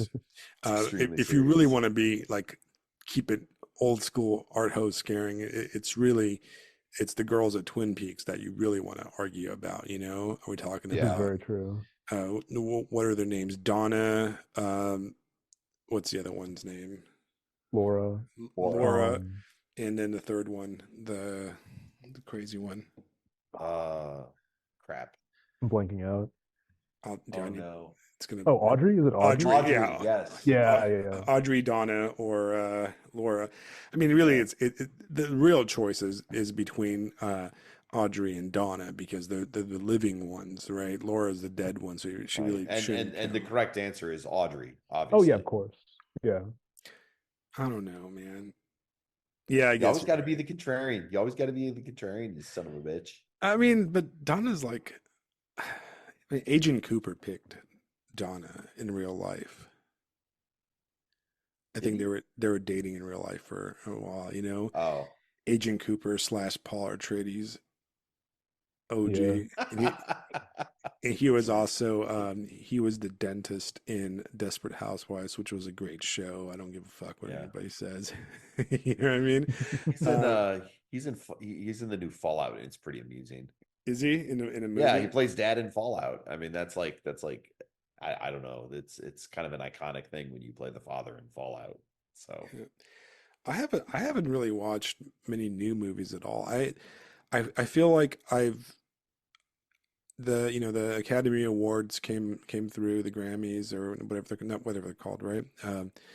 Oscars, not the Grammys. The Grammys is the music one. The Academy Awards, the Oscars, and I was looking at the nominations, and I was also looking at who won, and I have not seen any of the movies. I was like, oh my God. And I used to be a movie nerd, man. I used to like watch all the award shows and you know read every article and like Film Zine and stuff and go see movies at like weird art theaters in Los Angeles when movies that nobody's ever heard of. I remember I saw movies that like became big, like kind of cult hits, like a year or so before it even came out. Like I saw like what was that one that everybody liked? Donnie Darko, like a year before anybody else saw it. It was like, oh, I saw that movie already. And all of a sudden it was like a big deal and stuff. Um, I would catch all those movies, and now I'm just like, fuck, man. I don't connect with it anymore. Yeah, there's And just yeah. nothing worth watching within the mainstream sphere. nothing. I know Honora won all the awards basically. Have you seen Honora? I have not. I don't think I've seen a recent film in like 2, 3 years, honestly. It's Yeah, basically me either. about a hooker. It's about like a Russian hooker. Hmm. Oh no, she's like sort of some New York hooker. And I haven't seen it. I think the only movies that were up for awards that I saw was the movie Flow, and it was a cartoon. It was like a digital animated movie, and I see a lot of kids movies because of my daughter. And Flow was actually a very good movie. It was a kind of a silent film. There was no talking at all in it. It was about these animals and this like weird post-apocalyptic like flood, and these animals like got on a boat. And that's basically the whole movie. And it's kind of this montage of them floating around on this boat. There's like a cat and like a groundhog. No, it's a capybara and like a raccoon and shit. And like, Hmm. it's really well done. It's very good. It's actually a very touching kind of film.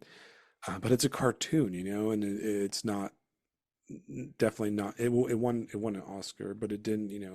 It's not like a cultural changing piece of art of movies in the past. I think the last really great, I don't know, the last amazing year for mainstream film that, where they got awards and stuff was the year when No Country for Old Men won Best Picture and There Will Be Blood won like Best Actor. Remember Yeah, that I year? remember that. Yeah, I remember that. That was such an incredible year. I think that was 2008, and that was Bonkers. like a banger year for movies. But Yeah. the last good year was a few years ago, right before COVID, when Quentin Tarantino's Once Upon a Time in Hollywood won a bunch of stuff, and then that Korean movie Parasite won Best Picture. Do you guys remember that one? Oh yeah, I remember that. And I did not love Parasite, and I thought it was kind of I thought that the top movie should have gone to Tarantino's Once Upon a Time in Hollywood because that's probably his best movie. But I mean, Parasite was good too. But that was also the year of like Ford versus Ferrari, which was another very good movie. It was just probably the last good year. I think Quentin Tarantino said something like that in his podcast that that was the last year that movies were worth watching, and everything after that has been slop. Which is kind of egotistical of him saying that his movie won that year, and he's put out plenty of fucking slop movies. Do you like Tarantino, Noah? I don't really like Tarantino that much. My kind of gripe with him is that like he's one of those directors who, if you've seen his influences, you kind of already seen his movies in the first place. Because I've watched some like Grindhouse films that when I watch something like Kill Bill or like Foxy Brown, I'm like, yeah, I've seen this movie before. And it's fun for someone to see your influence as long as you're doing something new with it. But he's just kind of like Frankensteining old movies together. It's like, behold my creation. And I'm just like, yeah, it's just rambling about, just rotting away. I've already seen all of this. There's no point in you just bring this out here. Yeah, I've got two beefs with the guy, right? One, so I used to love him when I was like in middle school, I think everyone did. Yeah, I Yeah. mean, you just The have to, age It's right? range for his acquired. films. Yeah, you've got that one friend who's really into movies, and then he brings you over to watch Tarantino because he's the greatest thing since sliced bread. Right, Yeah. right, Yeah, right. no, So, yeah. I loved him when he was, when I was young, and I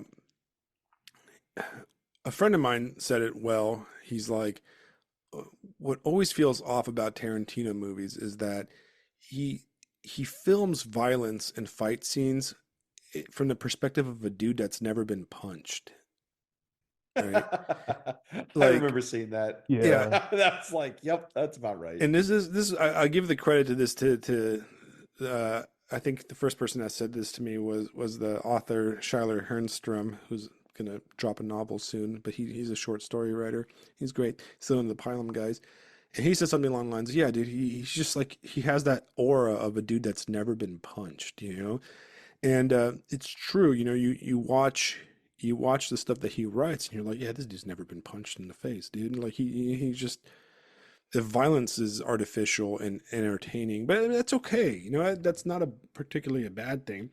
My real beef with Tarantino is kind of over or whatever, is that he's obviously a guy that starts believing his own shit. Like he's a guy that really likes the way his own fart smells, and he nailed it with Reservoir Dogs and then Pulp Fiction, right? Probably his masterpiece, Pulp Fiction. And then he did Jackie Brown. His third movie was fantastic. Yeah, I thought it was probably, as a film, probably his best overall. It was the best acted and had the tightest like story. And that was great because he didn't write that. It was based on a novel called Rum Punch. But then he gets into this his slop era, and he just drops a bunch of like forgettable slop. I mean, Kill Bill has its scenes, but I mean, I can't remember one scene from Kill Bill 2. It's just Yeah. shit happens, It's and just not worth remembering. right. And then you I just have recalled that there was a Kill Bill too. So there yeah, you it go. was man, everybody, he got past like he stopped editing and stopped making whole movies and he started making scenes. Everybody likes Inglorious Bastards, which I don't like Inglorious Bastards. I feel like Why not? it's well, okay, so okay, I'll tell you why not, right? One, Yeah, yeah. because it's World War II slopaganda, right? It's like it's the American television version of World War II, and Okay. Yeah. the the only thing you remember, from that movie is Brad Pitt's little speech, right? The rest of the movie is fucking boring. The whole part with the movie theater and Hitler is just boring. Nothing exciting happens. Nobody remembers that character. You look at Pulp Fiction, and everybody remembers, Mia Wallace and Marcellus Wallace, and remember, the two main characters, and you just remember every little scene. Somebody can quote all of Pulp Fiction, right? But Inglourious Bastards is just really not memorable. The only thing you remember is the Nazi dude at the beginning, you know, and then the Brad Pitt part, and then there's just some slop in between that's completely unforgettable, and Yeah. then you have Django, which is really fucking long, and I went and saw it in theaters and I actually fell asleep during Django, right? Which is the biggest crime. If you put me to bed in the movie theater, like I just remember I just like fell asleep because it was like it was over. It was like I got it. I got the whole movie in like the first 10 minutes, and I was like, okay, cool. I don't care anymore. It's done. And I tried watching the Inglorious. No, what's the one? The Western one. Do you guys remember that one? Hateful Eight. Hateful Eight, and that shit bored the Oh, I forgot fuck out of he me. had to Dude. direct I that. I couldn't. I only got like 20 minutes into that, and I it just was just turned it like, off. I was I like, didn't I even eh, don't watch care. it. yeah. Yeah. And the thing with him is that he goes out and he makes these great first three movies, and then he decides to make like the most boomer, even though he's not a boomer, he's technically like an early Gen Xer, the most boomer topic movies of all. He does like the racist movie, like the slavery movie, check, Yeah. Django. He does the feminist movie, which was the best one of the slops, which is the car one. Oh Uh, yeah. What is it? I'm it's blanking out already. Death it's Race. Yes, death Death Race. proof, death Or Death proof, yeah, Proof. yeah, That's right? yeah. what it was. That's the best of his slop movies in my opinion, right? uh, but that's just a feminist girl power movie. It's saved by the fact that it's quick and it's fast and it still kind of has a Hollywood theme to it. That's And the one they with the lady with with a rifle for a leg, right? no, that was like the Or double That's feature part of the attached. Grindhouse. Yeah. Yeah. oh, okay. So when that I think that's Planet Death, I think it's called. That was one by Robert Yeah, that's Yeah, Rodriguez. right. Planet Okay, Terror I or remember something Oh like now. that, I yeah. right? remember. So All when that right. movie came out, it was released as a double feature with what's his name, Rodriguez, right? And they showed you Planet Terror first, which was the one with the machine gun leg thing and the zombies exploding and all that crap. Completely unforgettable, forgettable slop, right? And then there was a cool little like intermission like fake commercial thing you could Yeah, like go the and like, Grindhouse trailers, yeah, like like a we'd have in the grindhouse trailers, 70s. and that's where Machete comes from. It was like a Yeah. fake commercial, and then Death Proof You comes have on. Thanksgiving as well. I just wanted Right, to like do a little interlude, but you have Thanksgiving, which is the Eli Roth slasher, which got made into an even worse film. right, Uh, right, this right, past couple of years, there was the Rob Zombie, where was the SS. What's really funny about like the Grindhouse shorts is like those are like the best things that those directors have directed. They're just right, so funny and they're very punchy. Their shortness allows for them to just get some really good concepts and just kind of teasing things out and yeah, they're just great as concepts. And then, like the thing with right, Eli Roth, he just makes another slasher film just from it. right. Real tragedy. Exactly, exactly. And Death Proof worked because it was short. It had that very sexy striptease kind of scene in the middle of it, a little lap dance like scene with kind of a no-name actress that you don't know. And then it had, violence and action, and that's really it. Like the story's simple. And you got Uh, Kurt Russell as the villain too. exactly. You had Kurt Really- Russell, and he Yeah. basically made that movie. And I think that one is kind of it's not his best movie by far, but it's one of Tarantino's better. It's the best of his slop era, I think. But then Mm. you had Hateful Eight, which is boring, and then you had the World War II movie. And what I think about Tarantino is that his problem is that Tarantino is Hollywood, man. He's a Hollywood dork, right? He's the B movie Hollywood fan. The guy, he runs that podcast now, I think, and he knows everything about movies, and he is at home in Hollywood, right? He is a film guy. Like all his stuff references other movies and that kind of stuff. And I feel like he is outside of Los Angeles and outside of that setting, that Reservoir Dogs, Pulp Fiction, Jackie Brown. which I love Jackie Brown because it was filmed in like the neighborhoods I grew up in. Like they go to the Torrance Mall, which is a mall I used to hang out at around the time that movie was filmed. And it Yeah, was you can't not love that. right, it was ghetto, but I was like, oh, I've been there, I've been to that Nordstrom where they're going and they shoot Honey, but not whatever her name is, like a little beach bunny and stuff. And Robert De Niro and stuff is in it.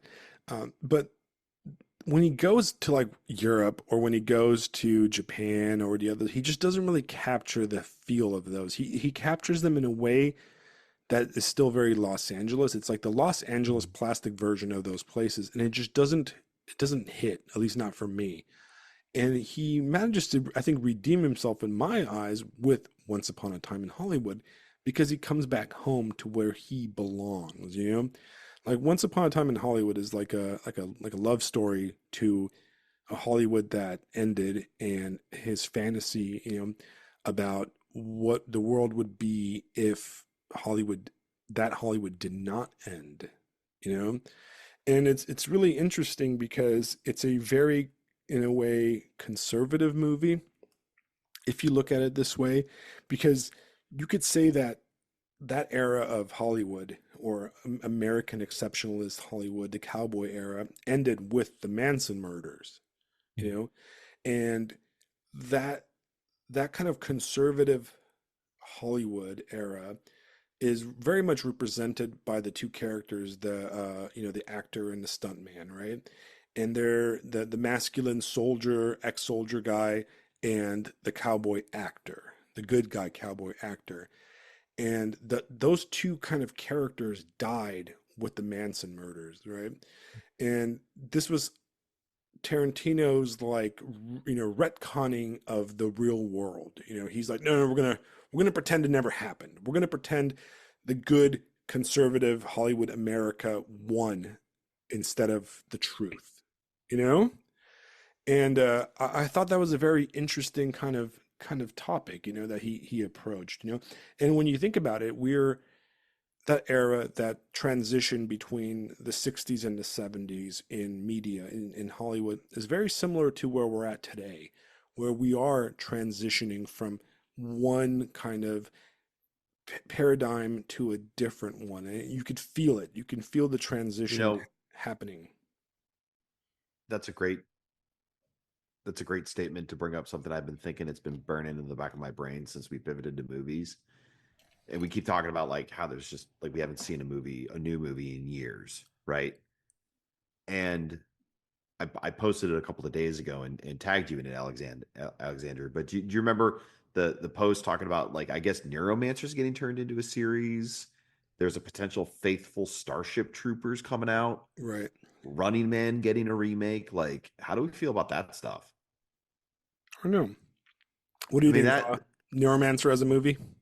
No, I think it should stay in the novel format. I feel like it's going to take a lot of that magic away from it once it gets turned into yeah, that visual medium. that one gives me a lot of hesitation, and I feel like it's just Cyberpunk 2077 did really well, so let's turn this into like somebody found it and got a bright idea. Right. The Just leave Starship it. Troopers one Yeah. makes me like kind of makes my spine tingle a little bit. With Neil Blomkamp doing it, and I remember how much I liked District 9 and some of the Halo shit he did. So Right. the idea that he's gonna be faithful to it, that would be like, oh boy, here we go. Is he gonna make Rico a Filipino? Is he gonna bring the That's power what I suits? mean. Is he Yeah, gonna if bring the it's power if suits? it's dead ass, you sons of bitches want to live forever. Like if it's faithful to the book, oh boy, Yeah, if it's faithful to the book, I'm that's gonna be a I'm thing. down with it. That's I gonna mean, be a thing. you can do Neuromancer well. You'd have to have an interesting. I mean, who would you cast as a main character for Neuromancer right now? Who would be Case? I have no idea. Yeah, come up with nothing. Get no Right. names. Get no names. I mean, I Go for really it. hope they don't cast that dude from Dune all the time. What's his Uh name?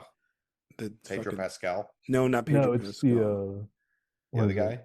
Timothy I Chalamet? don't know. Yeah, yeah, Timothy Chalamet. Yeah, Yeah, we need to take twins out of the Oh, Hollywood system. I think that's what we need. yeah. We need to start casting for leading roles just ugly people. That's where the right. great Yeah. comes in. Get the no-name Yeah. ugly people and yeah, just put them in leading roles again. they're gonna Yeah. cast Timothy Chalamet for Case and what's her name from Snow White as Oof. Molly Oh Millions. no. Just Oof. straight up have every chud Oh. go mad tweaker style on that. Made by Uh. Netflix. It's gonna be like race swapped and gender swapped. It's gonna be just fucking just insane. It's gonna piss Wintermute everybody is just going off. to be ChatGPT, like starring as Wintermute. Right, yeah. I hate. Somehow they'll fuck that up. No, they would fuck it up because they Yeah, can't of do they course. can't do it. They can't. It would require imagination. Right. It's just no, just leave it alone. I don't. I'm with Noah. Just don't touch it. Leave it alone. But what's interesting is I have noticed that when it comes to chud film or mainstream type of stuff, we've been in a fantasy era. Do you guys notice that? We've been in a heavy fantasy kind of moment where most of the mainstream kind of media has been very heavy on the fantasy with like Lord of the Rings, Harry Potter has kind of dominated the vibes for a long time. You had all the different kind of like light fantasy, like dystopias going on, very low tech kind of stuff, which was an interesting era that we've been in. Previous eras, like the 80s, 80s was a sci-fi era, with your Terminators and Alien and Total Recall and that kind of stuff. And now, from the way things are looking, we're re-entering a science fiction era, right? I don't know if you guys are catching that. Yeah, I was just thinking that. Hmm. Where the mainstream kind of like topics are becoming science fiction-ified. So that might be interesting. I don't know. We'll see. I'm probably gonna hate it all because, like the Well, truth. yeah, if there's two choices, you dislike both. Yeah, You have it to be just the I'm mean. like, You have to be the mean. like it's like Harry Potter, man. I resisted watching any Harry Potters for like almost freaking 2 decades, and then I finally watched it like last year for the first time. And I'm like, oh, it's not that bad. It's kind of cute. And now it's not even cool anymore. But I'm just a hater, man. Like I just hate your shit, period. Um, but yeah, that's awesome. No, have you been reading any like you say you're not reading any contemporary stuff, but are you keeping No. up with any of the big publishing shit? No, I have not been for quite some time. I've been, like I said, just reading some John Fonte. I have a copy of Bukowski's poems somewhere. Reading some Baudelaire, the usual stuff on Yeah, my just boat, my lease. the usual stuff. And then how did you get together with Anxiety Press? Yeah, that's a good question. Basically, I just shot them a short story a while back. That's now in my collection, my short story collection, Harvest, and I was kind of peering around their website because I was looking for a place to submit, and a lot of the places I want to go to, either I didn't fit their requirements for page length, or they're just too shutty, and I didn't really fit in with their aesthetics. And I look over Anxiety Press, and they're pretty open when it comes to their criteria. It's pretty much like, as long as your stuff's kind of cool, we're probably gonna accept it. And there was I got interested in Anxiety Press principally because there's a little Slavoj Žižek quote praising them, which kind of marks me as a certain time of die. But I do Okay. like some Žižek every now and then. I think he's a very interesting thinker, even if I don't completely agree with him on Right, I most agree. things.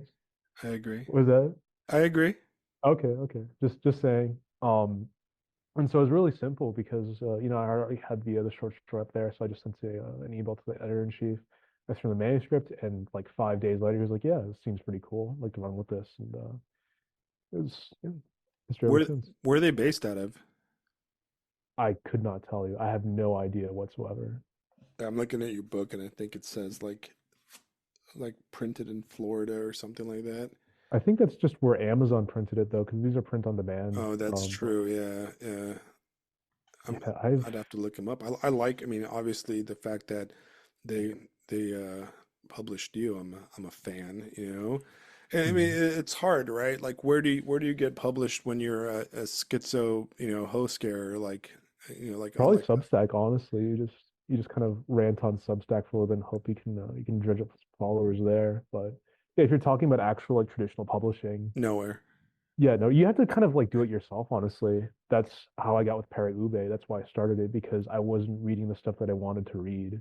And so I had to like, do my little DIY little punk scene, I guess you Or could say, and just you have to. kind of find that venue to aggregate all of the interesting people. And yeah, I think mission accomplished with that. I think I kind of did what I set out to do in the first place. I found some interesting voices. I think that's the way to do it, which I think we talked about it last year. It's like you, in a way, you have to disconnect but keep somewhat connected to be able Yeah. to curate, And I think that's the key for the future is curation and curation by humans as opposed to algorithms. Mhm. Um, Yeah, I completely agree. The like uh the curation of humans in an algorithm and AI heavy environment is going to be like a bolt of lightning to the skull. right, because It's just forget about it. the best stuff I've ever come across has been through recommendations, Yeah, like yep. somebody going, "Hey man, read this," and then I pick it up and I'm like, "Oh yeah, absolutely," You know, and I it's wild like that. I have a cool little story to share that kind of goes along with the recommendation. And I think earlier this week we had a professional development at school where it was around AI and stuff like that. And like there's no faster way to get me to shut down to start talking about, a brain that's not a brain. And it's all marketing shit. I hate it. But anyway, thing is today I had a student, I forget what we were talking about, but like she was coming up to discuss, the lesson and we were going to go over it. And it was right when I saw those new, I don't mean to get political, but I mean to just use this as an example. The new signal chats had been released with Hegseth and Vance and all that stuff that's out there. Right. And it was just, I was like, recommendations. I know this student. I know what she likes. I know what she's into. I know what she likes to discuss with her family. Like I'm gonna meet her parents eventually, and like I know how these guys are. And I looked at her and I was like, "Hey, check this out." And had you heard about those signal chat things? She's like, "Yeah, I heard something about that." I just turned my phone around and slid it across the desk. I'm like, "There it is." And she's like, "Oh my god!" You start flipping through them and looking at them, and we got into this amazing discussion, this amazing geopolitical discussion.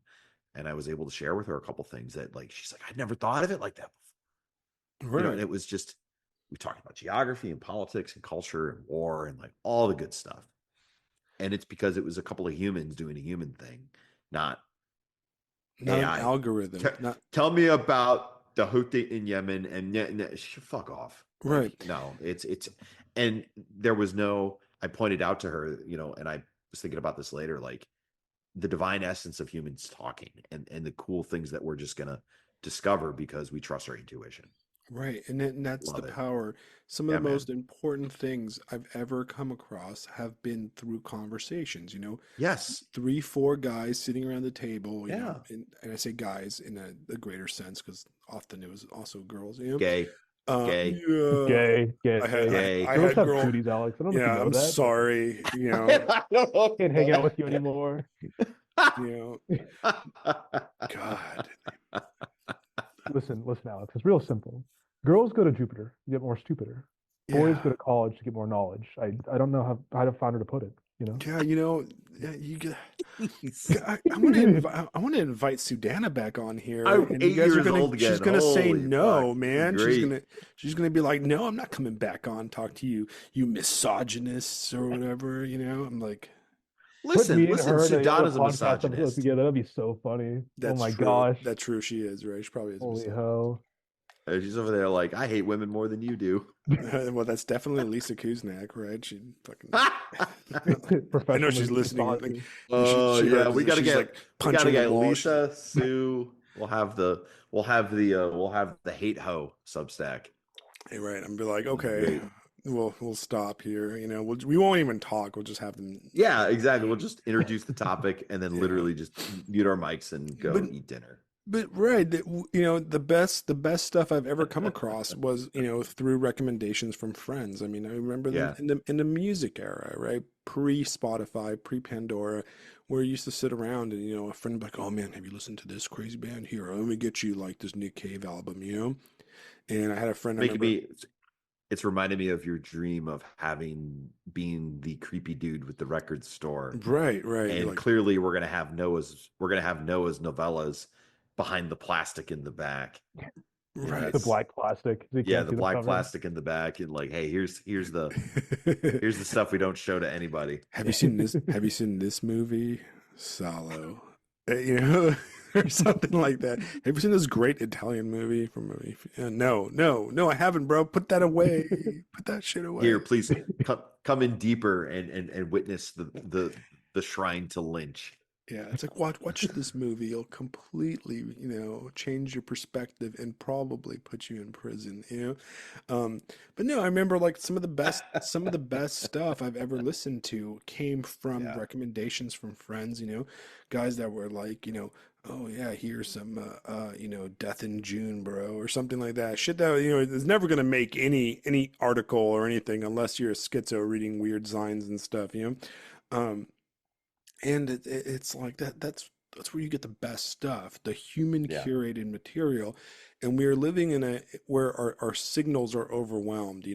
We almost have to be like those neuromancers, cyber hackers, that break into the signal. We have to stop it, interrupt it, and insert ourselves as like a bit of ice on the stream, because you turn on your fucking car and Spotify comes on and I've got DJ X or whatever talking to me and it fucking sucks and everything it chooses is retarded, and it's like, and it was probably my fault because my algorithm is messed up because my daughter listens to random fucking YouTube shit on there, and I've got like all kinds of weird Disney songs that pop up, but that's besides the point, right? It still sucks otherwise.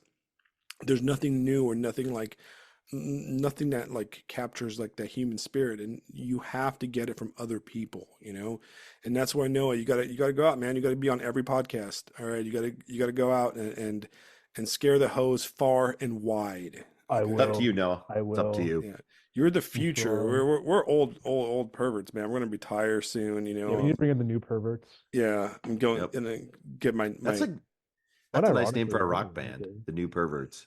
do people listen to Yeah, get rock? the new pornographers. So That's true. Yeah, that's what it was. I was just thinking, yeah, see, everything's a goddamn remake. Ugh. Do you ever like think like everything's just everything maybe else. maybe your life is a shitty B movie sequel, like one of those like like the Lion King 3. That's like what you are. My You're life is train spotting too. yeah, Trainspotting 2 or Lion King 4 or something like that. That sad. Sad. I'm gonna go vape real fast, man. I'll be right back.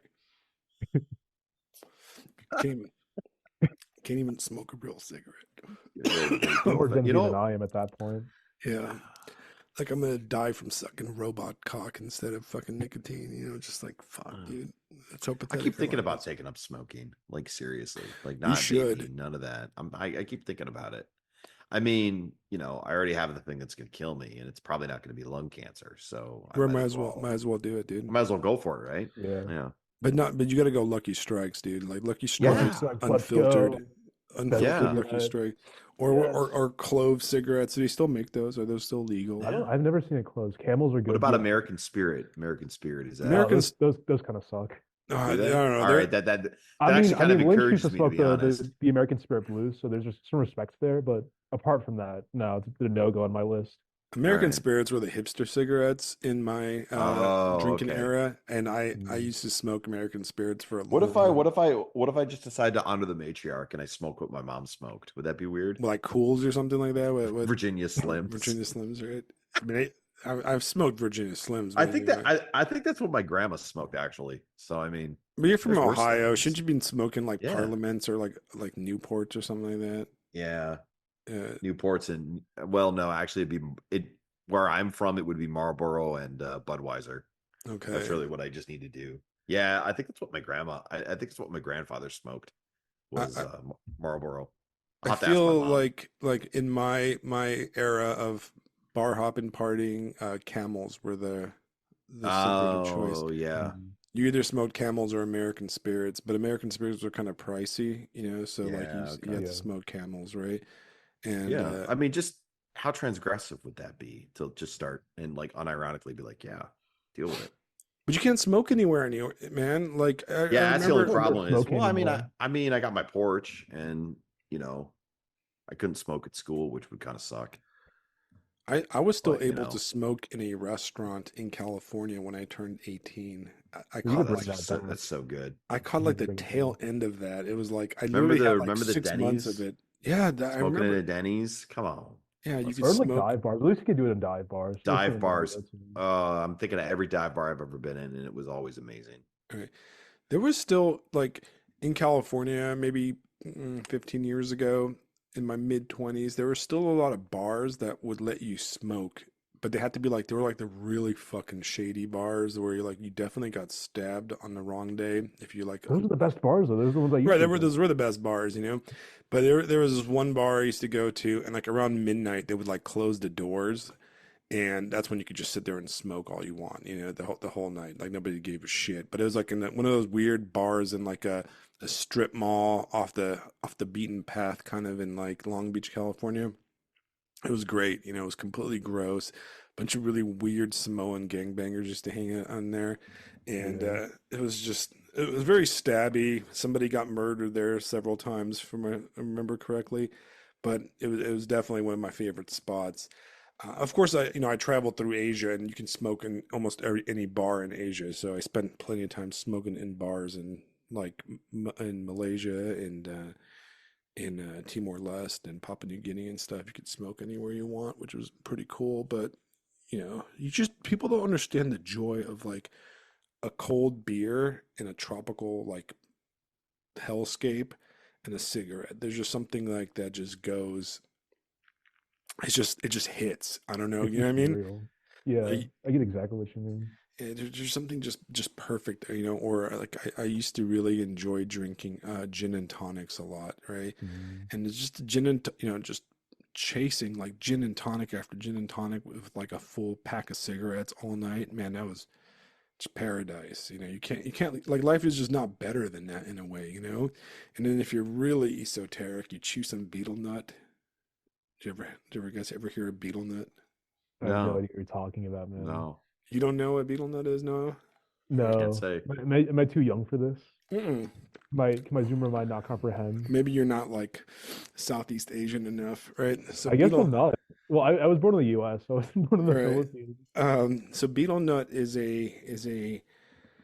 a nut, right? Yeah. It's I guess that much. Yeah. It's if definitely you not. if you Google it, right, it's not beetle as in the bug. It's like beetle as in like a weird word, right? And it looks like a green little tiny lime or avocado, right? And if you peel it, it's got like a white fleshy kind of pulp in it, right? And it grows in bushes. And what you do is you take lime, not lime as in the citrus, but lime as in the shit you do construction with, right?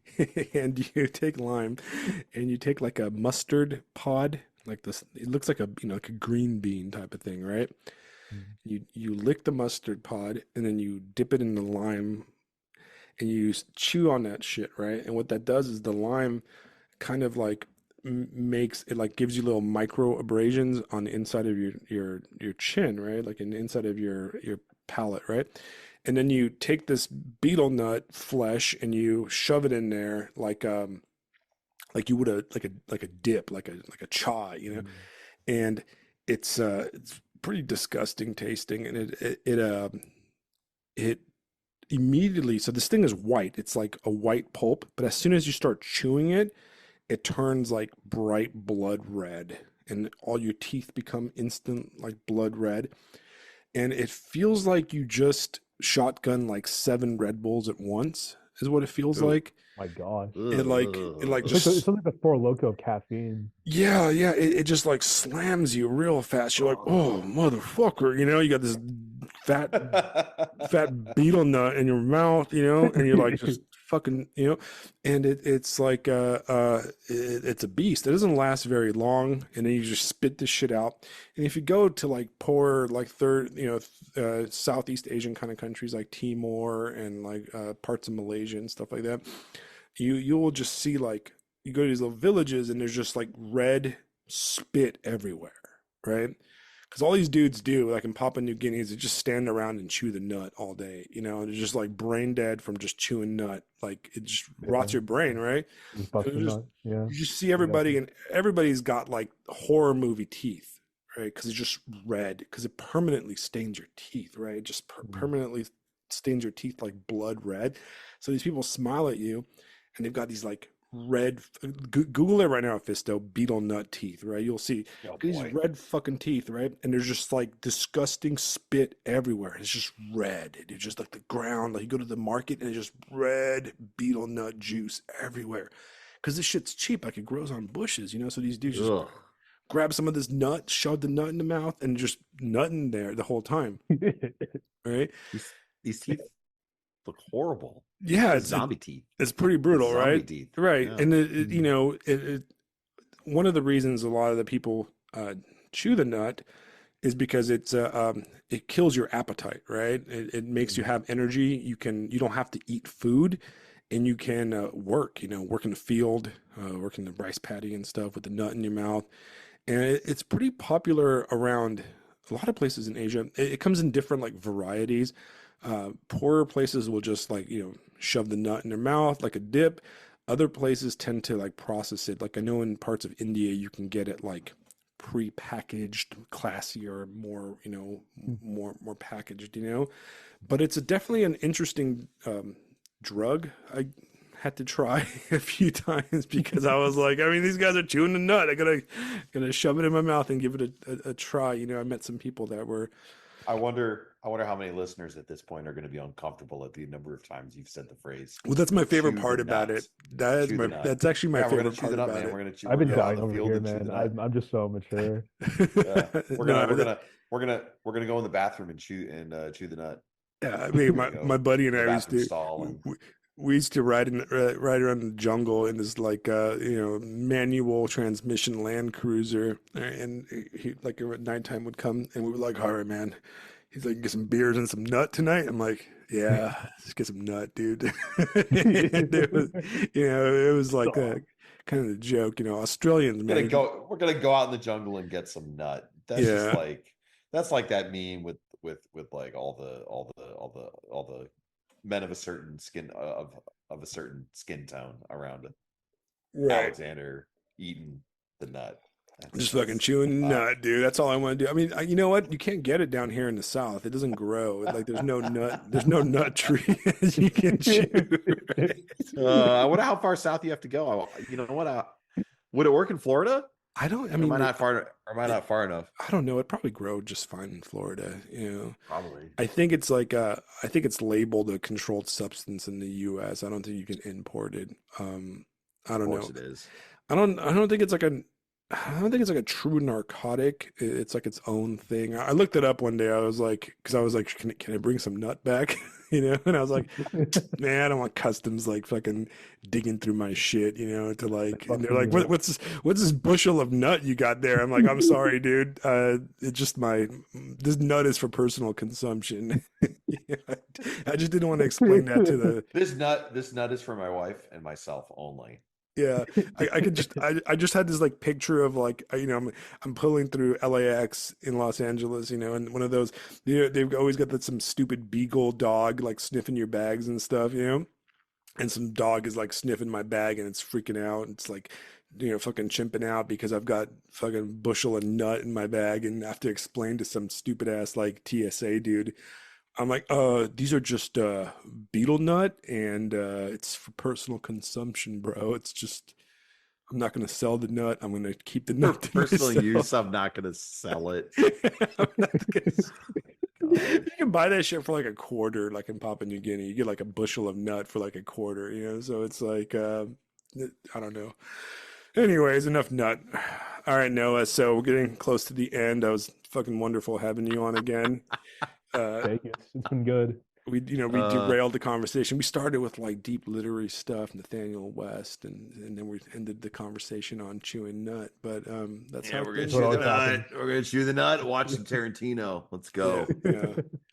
Um, Tell us about your future. I know Yes. you got Future any more plans. future plans, upcoming podcasts, any plans that we want to share? So listeners can follow you and develop parasocial relationships with you? Oh yes, please. Well, I do have my Substack. It's young_Baudelaire. I don't really have any projects lined up right now. The most I'm doing is this Saturday. I'm going to be reciting some poetry at Rachel Haywarth's Cultural Future Salon.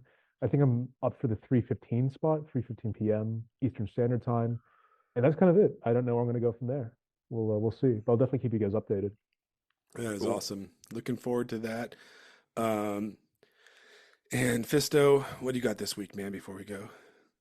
This week, we've got a debate in class at the end of next week, and it's going to be a larger school-wide event. So I get to get up on stage Friday and say a few words and talk in front of, gosh, probably a few hundred students. So that'll be a hoot. Rest of the month, I mean, it's fourth quarter, man. I got the Franco profile, right? I got the Franco profile picture. We got all kinds of great stuff planned. One of the fun things about fourth quarter is people just kind of stop giving a shit. Right. So you can do whatever the fuck you want. It's kind of great. So like the last 3 weeks is probably going to be a deep dive into the Spanish Empire, and I'm just Yeah. going to go for it. And Just it's like, going to I'm going to ruin these kids for the next oh yeah, laptop. I'm going to be like, listen, guys, phalange.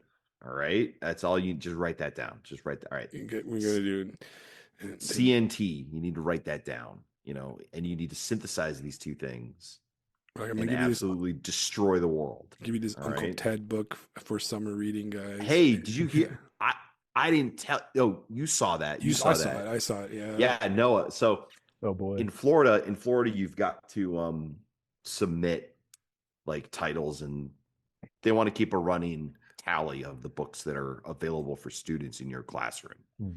Which, fair enough. It's the public school. Yeah. Parents should be able to see what I have in my classroom. I have no problem with this.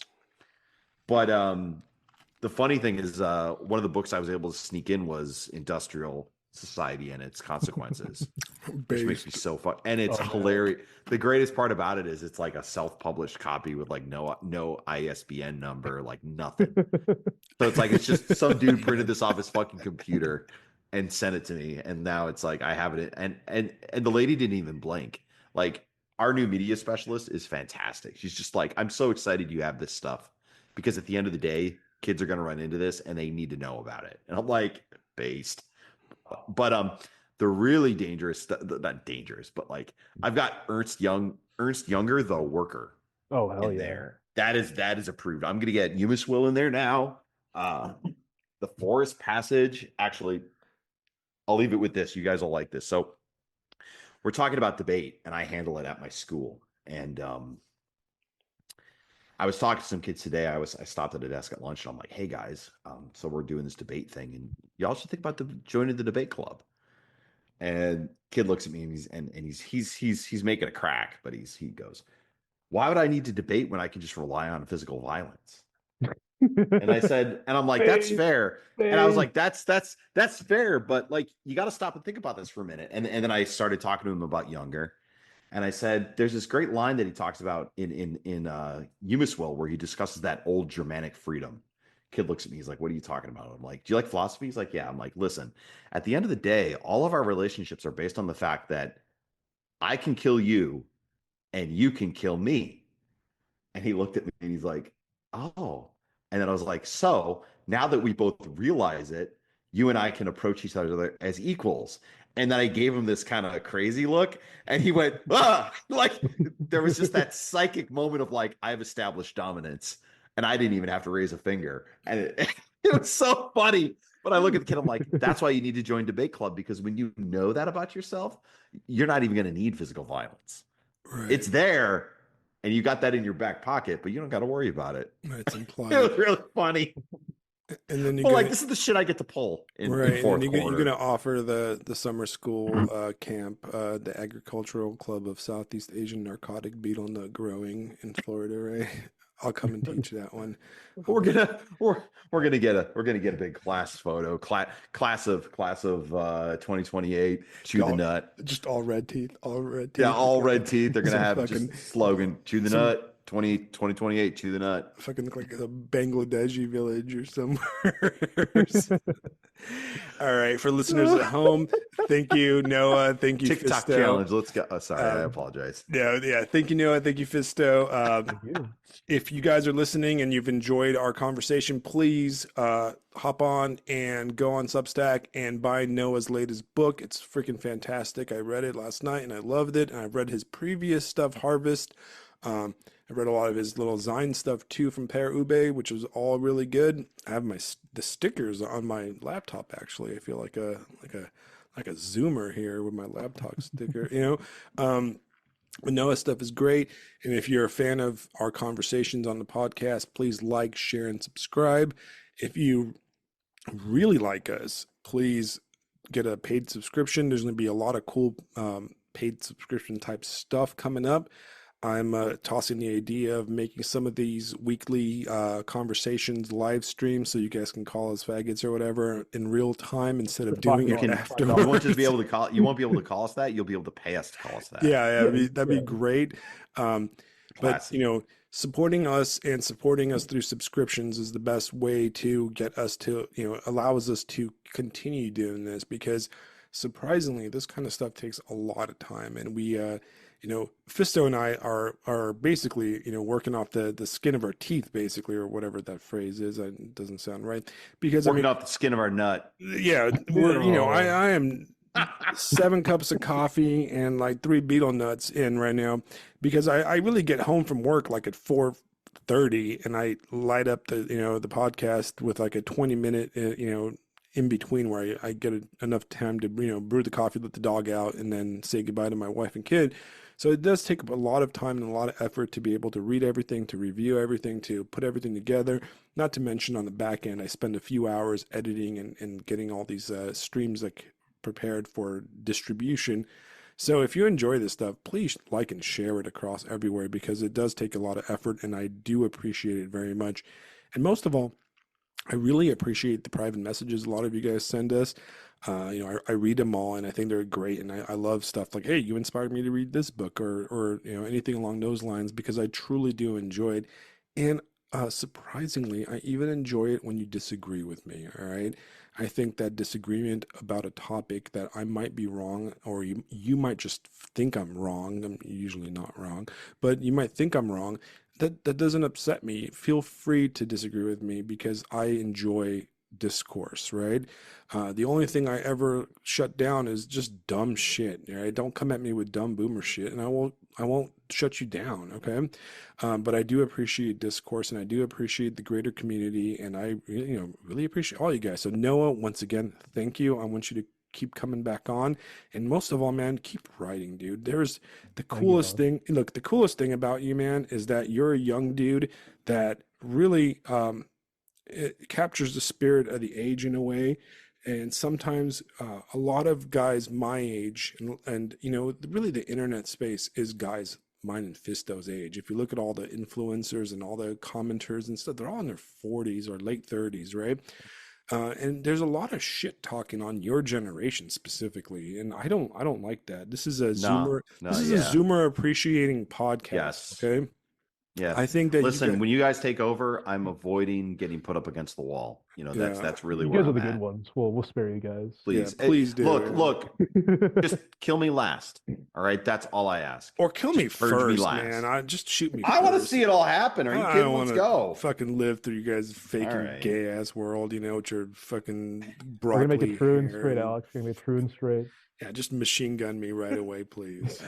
As long as I just give me a freaking Marlboro and a gin and tonic before you do it, and I'll be man. Betel Nut, no blindfold. Yeah, Betel Nut, no blindfold, and a gin and tonic to wash it down with. I'll be fine. But no, seriously though, I'm not joking. Like, I do like the fact that young people are actually creating art, writing, getting part of the discourse, and it's not just dominated by a bunch of old geezers like the boomers who I will gladly machine gun, and guys in our generation, right? So Yeah, man. And for the listeners, you guys are awesome. Good night and have good dreams, or don't, or go on a beetle nut rampage throughout the night. Do whatever you're gonna do. And if a dude named the Milkman comes up to you and offers you a little spider pill, take it because it No, don't shows. Just take do it, it. dog. Don't take it. No, but it No, shows you the take it. truth. It shows you the truth, This is right? true. You could ascertain the truth in better ways. Okay, it's Read, true. read a philosophy textbook, read some Plato, read some Aristotle. Right, right. No, fuck it. Just take the drugs, dude. Okay, just do it. Don't Just do take drugs. I'm anti-drug. Okay, fine. Are we a straight edge podcast now? I'm not straight edge. No. I'm, Wait, I'm wait, bent wait. edge. Do people still do straight edge things? Is that still a thing? I'm pretty sure, yeah. I have think no so. idea. Like with the I mean, there's X's and been shit? there's been popularity with those non-alcoholic IPAs recently. It's been a big trend. Is that? That's pretty gay. They are, Wait, yeah. not non-alcoholic IPA. How is that Yeah, an mega IPA? gay. Yeah, that's just what are you even doing with It's that's just just wasted estrogen in a water. bottle, pretty much. It's like, I mean, Yeah. IPAs are kind of shitty to begin with, for the most I part. like Well, Flying yeah. Dog. That's the only one I'll give any credence to. But There's yeah. I'm not a full blown hater of IPAs. There's some that I enjoy. There's actually a local brewery here that's called Southern Barrel, and they make a IPA called Damn Yankee, and it's actually pretty good. It's I like it, but I also like that it's called Damn Yankee too, so it's pretty funny. Yeah. And it's got this like invader basically on the this guy going to the beach down south, and it's like he's like all sunburned because he's from fucking north or whatever. Anyways, it's funny. It's basically Phisto on the cover, and it's very like that art that is in Fear and Loathing. What's his name? The artist. Oh yeah, Ralph Steadman. Ralph Steadman, right? The art's very Ralph Steadman like, and I think it's pretty It fucking could be cool. Ralph Steadman because he did the art for Flying Dog. Yeah, he did all that stuff, right? Yeah. All right, man. See, we get sidetracked again. Now we're talking about IPAs. All right, guys. So good night, listeners at home. Good night. I love you guys. And we will see you next week with more irreverent discussions about Betel Nut. Good night, guys. Betel Nut, Betel Nut, Betel Nut.